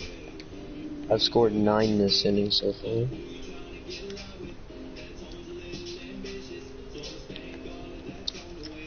Oh, that's a big steal. That might get out. That might go out. Gone. Hmm? Ooh. What'd you say? Let's go. I just got Calvin Ridley for that. Sniper gang, green up, buddy. Like the first outside the park. Whatever. Oh, that's a nuke. That has ball trail on it. You know, it's automatically out of the park. Or caught. How did he catch that?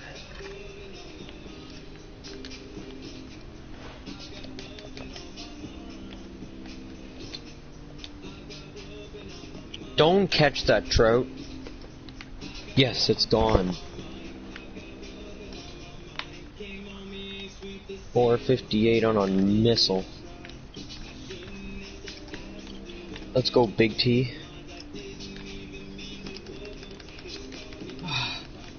He smoked it up the middle.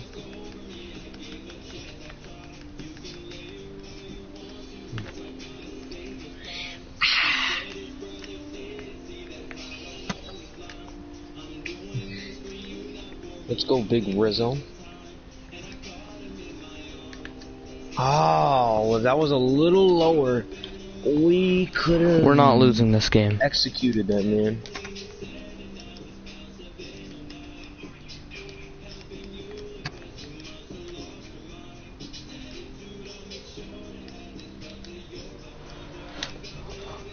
Green. I almost got taped. No. Trout was gonna absolutely nuke me at third. He was gonna rape me. Get that garbage out of here, you bum. Bend me down. Take over. You to, like, explain it, Nick. He was gonna. I don't want to get age restricted here, but it seems like you do. He was gonna bend me down with both his gigantic, blood-dripping, horse-throbbing cock and ram it right in my ass. Oh my god! Would it be too tight? So he had to take it out, take his hand and stretch it apart and just.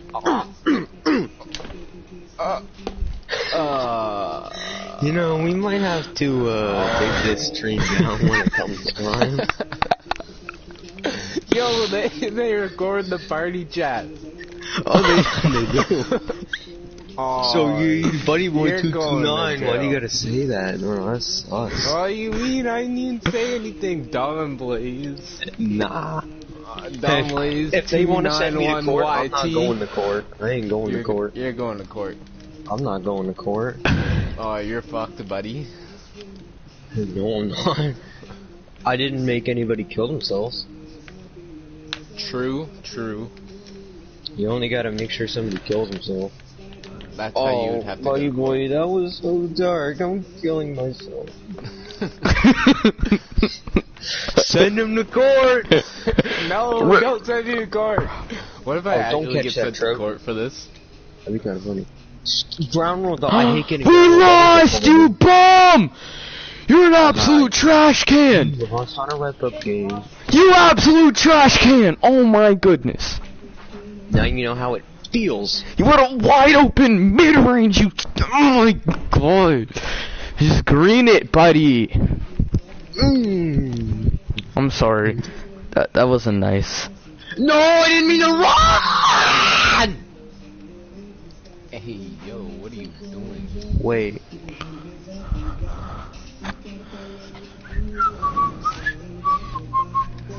If I don't hit the picture, this video might not be uploaded. You're recording or are you streaming? Streaming.